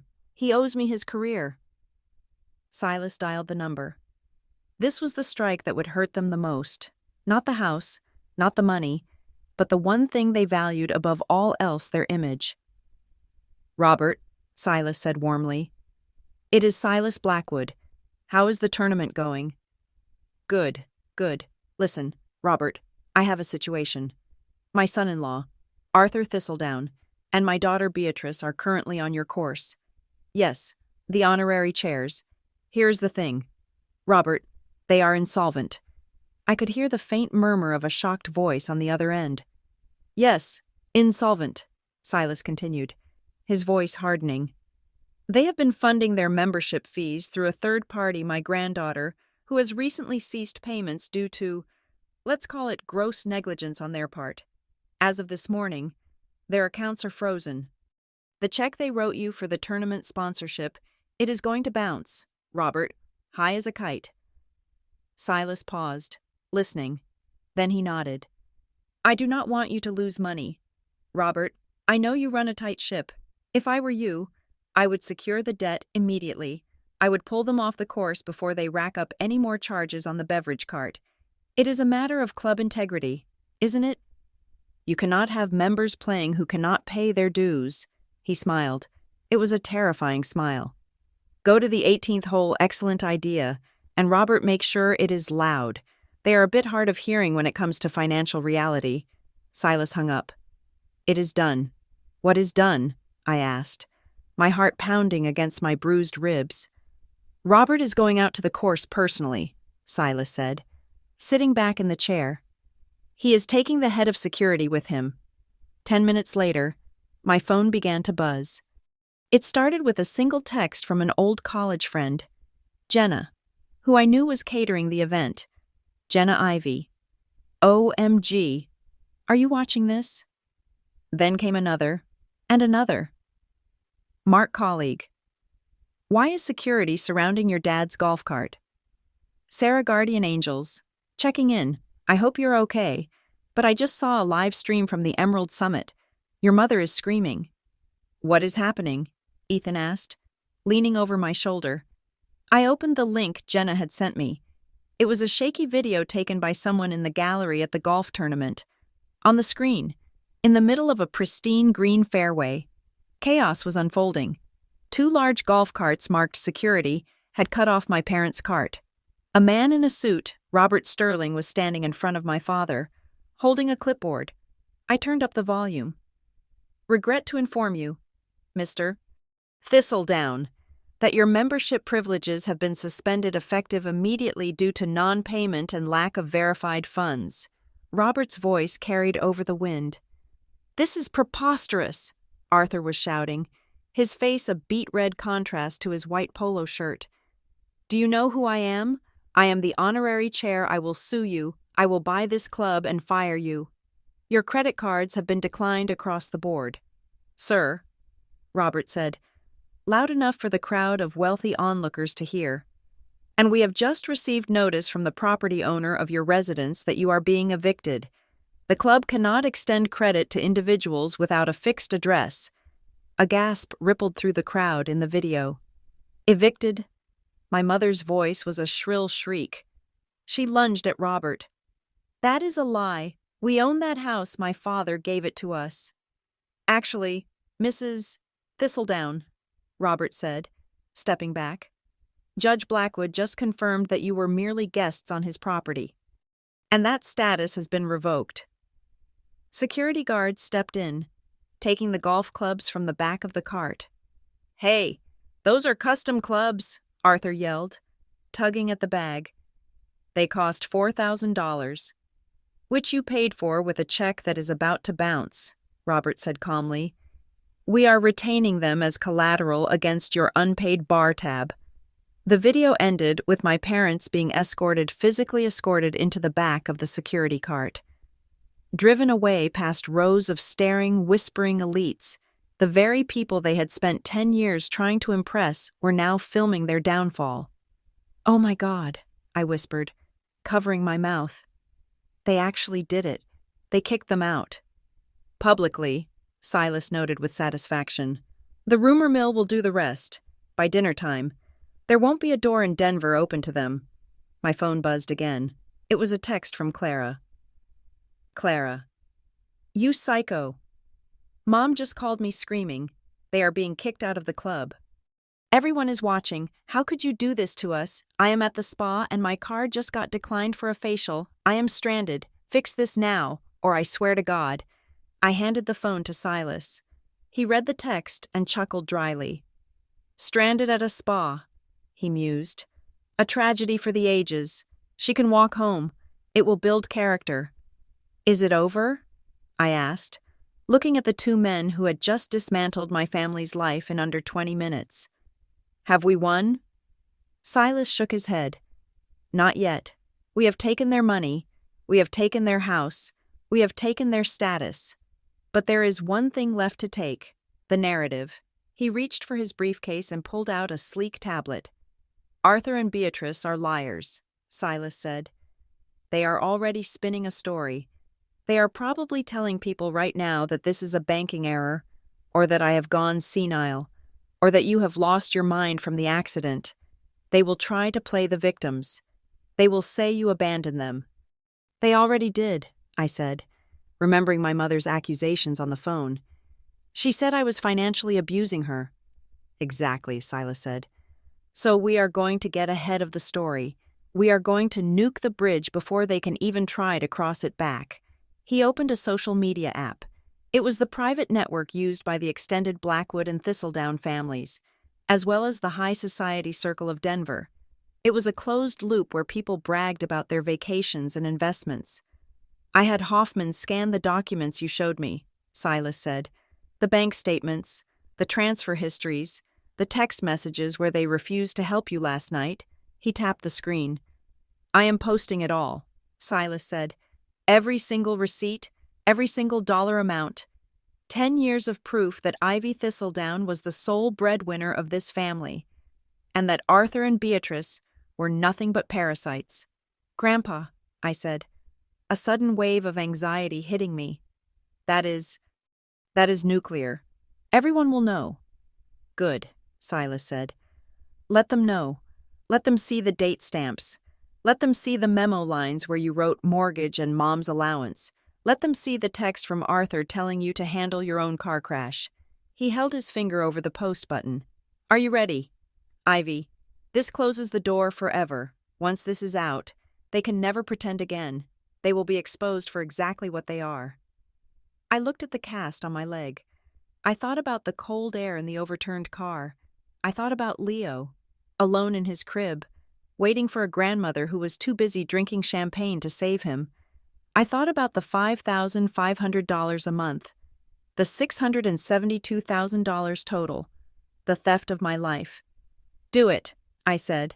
Silas pressed the button, sent, and now, Silas said, closing the tablet cover with a soft click. "We are finished." My phone lit up instantly, not with a text, but with a notification from the app. Silas Blackwood posted a new update, "The Truth About Success." I opened it.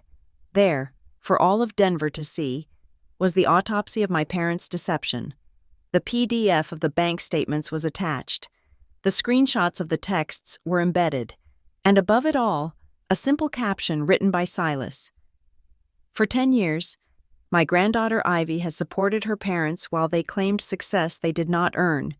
Yesterday, when she was critically injured and her newborn son needed help, they refused her because it interfered with a party. The Bank of Ivy is closed. The Thistledown facade is over. Any debts incurred by Arthur and Beatrice are theirs alone. Judge Silas Blackwood." I watched the view count tick up. 1, 10, 50, 100. The likes started coming in. Then the comments, shocked emojis, questions, condemnations. I put the phone down. I felt exhausted, hollowed out, but strangely clean. The secret I had carried for a decade, the heavy, shameful secret of their failure, was no longer mine to carry. It belonged to the world now. "Rest now," Silas said, his voice returning to the gentle rumble of a grandfather. "The war is over, little bird. The enemy has been neutralized." "Thank you," I whispered. "Don't thank me," Silas said, patting my hand. "Thank the man who taught me that sometimes. The only way to save a rotting limb is to cut it off." "Who was that?" I asked. "My father," Silas said. "He was a surgeon before he was a rancher. He always said, 'You cannot heal what refuses to be cured.'"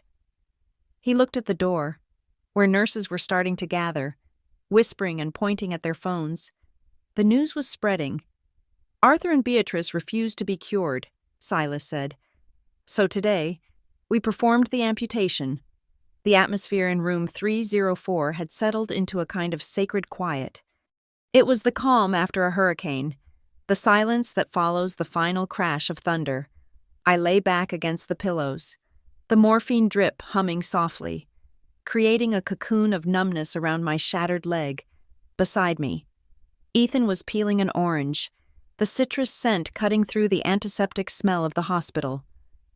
Grandpa Silas sat by the window, reviewing documents on his tablet with the impassive focus of a general surveying a conquered battlefield. But while my world had found peace, the world I had just dismantled was descending into absolute, unmitigated chaos. We did not need to guess what was happening at the house on Sycamore Drive. In the age of social media and live streaming, the destruction of the Thistledown dynasty was being broadcast in real time. My phone, silenced but vibrating incessantly against the plastic tray table, was the portal to their ruin. It started with a text from Mrs. Gable, my neighbor.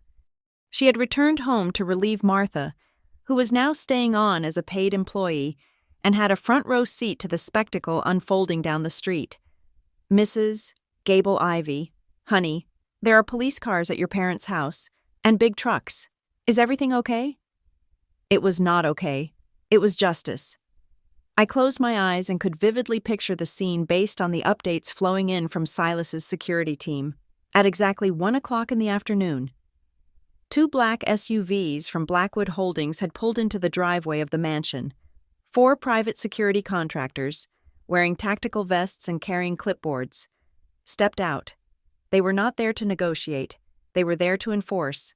Arthur and Beatrice, having been humiliated at the golf course and escorted off the premises, had raced home in a taxi, likely screaming at the driver the entire way. They arrived just as the locksmiths were drilling out the front door cylinder. I could imagine my mother's face. The way her perfectly applied foundation would be cracking under lines of sweat and tears. She would have stormed up the driveway, her high heels clicking on the pavement, demanding to know who dared to touch her house. But it was not her house. Silas received a call from the head of the security team. He put it on speaker so we could hear the report. "Mr. Blackwood," the officer said, his voice professional and crisp.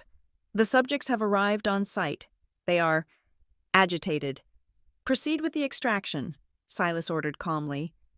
"They have 10 minutes to collect essential personal items, medications and toiletries only, no valuables, no jewelry, no electronics purchased with trust funds."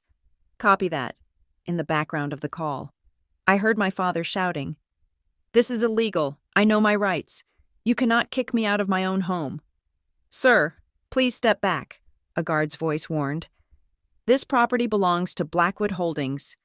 You have been served with an immediate eviction notice due to unauthorized occupancy and fraud. You are trespassing." "I live here," Beatrice shrieked. "My clothes are in there, my furs, my jewelry."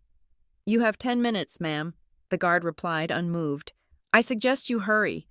Simultaneously, a second team of trucks arrived. These were not security vehicles. They were tow trucks, flatbeds with the logo of the leasing company that managed the luxury fleet I had been paying for. For 10 years, my father had driven a top-of-the-line German sedan. My mother drove a massive luxury SUV. They treated these cars like extensions of their bodies, symbols of their status that they paraded around Denver. But the leases were in my name, and I had reported the unauthorized use 2 hours ago. The tow truck drivers wasted no time. I could practically hear the mechanical whine of the winches as they hooked up the gleaming vehicles.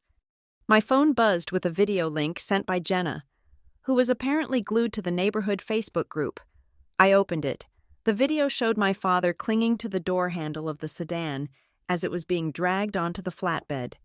"That is my car," he was yelling, looking disheveled and frantic, his polo shirt stained with sweat. "You cannot take it. I have a meeting tomorrow." "Let go of the vehicle, sir," the driver said, bored.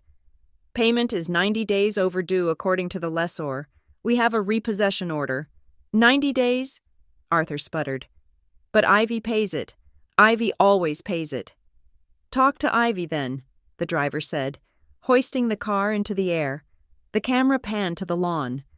My mother was sitting on her Louis Vuitton suitcase, one of the few things she had managed to drag out, sobbing into her hands. But it was not a mournful sob. It was the angry, petulant wailing of a child who had been told playtime was over. Then, Clara arrived. My sister rolled up in a taxi, looking furious. She was wearing a plush white robe she must have stolen from the spa when her card was declined.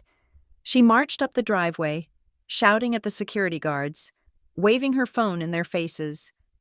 "Do you know who I am?" Clara screamed, her voice shrill enough to crack glass. "I am an influencer. I have 50,000 followers. I am going to live stream this. You will all be fired." "Go ahead, miss," a guard said, crossing his arms. "Live stream the eviction. I am sure your followers will love the content." Clara stopped. Realizing the trap, if she broadcast this, she admitted she was homeless. She admitted the lie. She lowered her phone, her face crumpling. The house was sealed. The locks were changed. Yellow tape was placed across the front door. The family that had looked down on everyone from their ivory tower was now standing on the curb, shivering in the winter wind, surrounded by a pile of hastily packed bags and the wreckage of their reputation. But the physical eviction was only half the story. The social eviction was far more brutal. I opened the social media app again.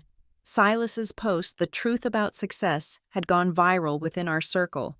The comments section was a bloodbath. Mrs. Mao. Vanderwall. The Emerald Summit chairwoman. I am absolutely appalled to think we welcomed these grifters into our club. Arthur told me he owned 3 tech startups.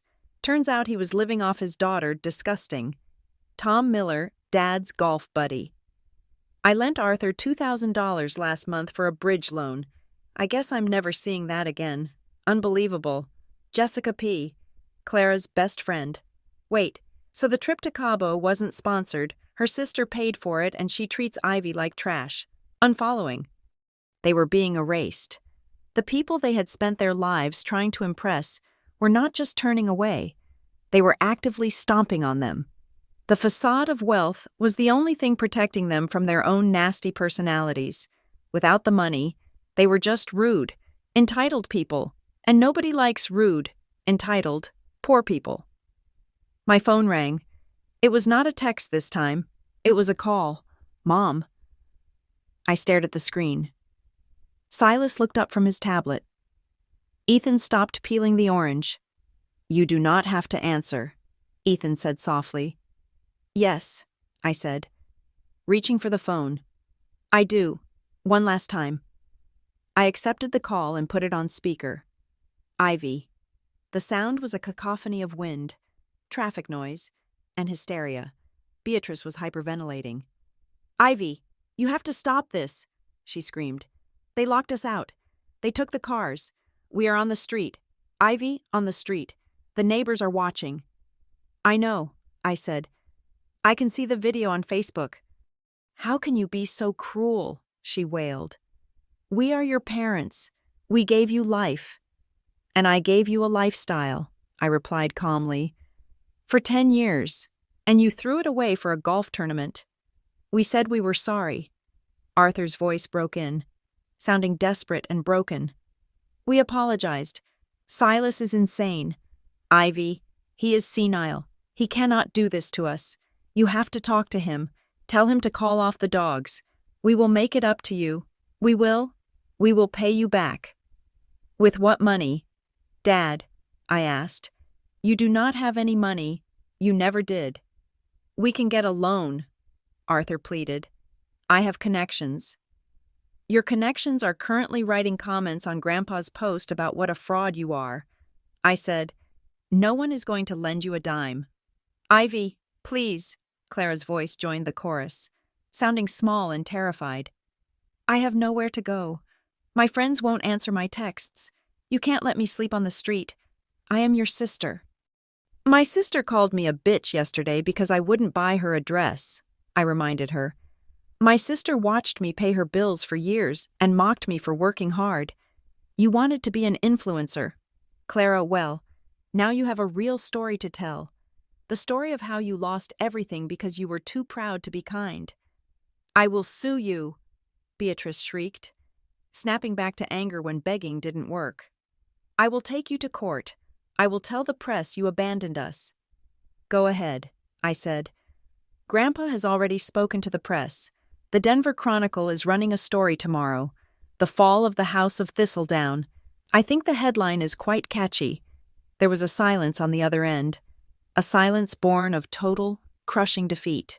They realized, finally, that there was no way out, no maneuver, no lie, no manipulation could save them this time. The wall had fallen, and they were underneath it. "Mom," I said, my voice steady and cold. "Do you remember what you told me when I graduated college? When I was working 2 jobs to save up for my first apartment?" Beatrice was sobbing. A jagged, ugly sound. "You told me," I continued, "that I needed to learn independence. You said, 'Ivy, you cannot rely on anyone else. You need to have a contingency plan. That is what responsible adults do.'" I took a deep breath, feeling the titanium rod in my leg. A permanent reminder of the day they left me to die. "Well, Mom," I said, I hope you have a contingency plan, because the Bank of Ivy is permanently closed. Good luck with your independence. Ivy. Wait, don't hang up, Ivy. I pressed the red button. Then, I did something I should have done years ago. I went into the contact settings. Beatrice Thistledown block contact. Arthur Thistledown block contact. Clara Thistledown block contact. One by one. I erased them from my digital life. The relief was immediate and physical, like a heavy coat sliding off my shoulders in the middle of summer. They could scream. They could cry. They could stand on the curb and yell at the sky, but I would never hear it again. I looked up at Silas. He was watching me with a look of profound pride. "It is done," I said. Silas nodded. He stood up and walked over to the bed. He reached into his briefcase and pulled out a thick, cream-colored document bound in blue ribbon. "You dismantled the past," Silas said, his voice grave. "Now, let us build the future." He placed the document on my lap. "This is the new Blackwood Trust," he said. "As of 10 minutes ago, it has been filed with the courts." I looked at the cover page. The Leo Ethan Thistledown Irrevocable Trust. "What does this mean?" I asked, looking up at him. "It means," Silas said, "that the ranch in Montana, the portfolio of commercial properties, the cash reserves, and the investment accounts are no longer mine to leave to Beatrice. They are yours, and Leo's." "Grandpa," I stammered, We are talking about $62 million, Silas said calmly. Ethan choked on his orange slice. He started coughing, staring at Silas with wide eyes. 62 million. Give or take a few $100,000 depending on the market. Silas shrugged. It was supposed to be for the whole family, but a family that leaves its wounded behind does not deserve provisions. I am bypassing a generation. The rot stops with Beatrice. The legacy starts fresh with you. I touched the paper. It was cool and smooth. $62 million. It was an unfathomable amount of money. It was enough to buy the hospital. It was enough to ensure that Leo never, ever had to worry about a mortgage or a student loan. But more than that, it was a symbol. It was Silas telling me that I was the worthy one, that my values, hard work, loyalty, love were the true inheritance, and the money was just a tool to protect them. I do not want it for me, I said quietly. I want it for Leo. I want him to grow up knowing that he is safe, but I also want him to know that money does not make you good. It just makes you powerful, and power reveals who you really are. Exactly, Silas said. Money revealed your parents to be shallow and cruel, and it revealed you to be generous and resilient. That is why I trust you with this. You will not let it corrupt you. He leaned down and kissed my forehead. You are the matriarch now. Ivy, Silas whispered. The Thistledown name is tarnished, but the Blackwood blood runs true in you. Build a better family, one that shows up. I looked at Ethan. He was still in shock, but he reached out and took my hand. His grip was warm and solid. He wasn't looking at the papers. He was looking at me. We are free, Ethan said. We are actually free. Yes, I said, tears finally spilling over, hot and cleansing. We are... Outside, the sun was beginning to set, casting long shadows across the snow. Somewhere in the city, 3 people were realizing that the winter was going to be very, very cold. But in room 304, for the first time in my life, I felt completely and utterly warm. 2 years have passed since the night the snow tried to bury me on a highway outside Denver. The seasons have turned 8 times, washing away the memory of the blizzard with spring rains and summer heat, but I still carry a map of that night on my skin. There is a thin, silvery scar running along my hairline, barely visible unless the light catches it just right. Sometimes, when I look in the mirror while brushing my teeth, I trace the line with my fingertip. It does not hurt anymore. It feels smooth, like a seam where 2 parts of a life were stitched back together. The Ivy who existed before the accident, the pleaser, the ATM, the desperate daughter begging for crumbs of affection, died in that wreckage. The woman who walked out of the hospital was someone else entirely. Someone stronger. Someone free. My leg is fully healed now. The titanium rod is still there, buried deep inside the bone, a hidden spine of steel that reminds me I can withstand pressure that would crush lesser things. I ran a half marathon last month. Ethan waited at the finish line, holding Leo on his shoulders, cheering louder than anyone else in the crowd. When I crossed the tape, sweating and gasping for air, I did not think about the pain. I thought about how good it felt to run toward people who were actually waiting for me. We moved away from the city, leaving behind the pretension of the Highlands and the ghosts of Cherry Hills. We bought a house in Boulder, a sturdy craftsman bungalow built in the 1920s. It is not a mansion. It does not have a heated driveway or a wine cellar or a ballroom for hosting mayors.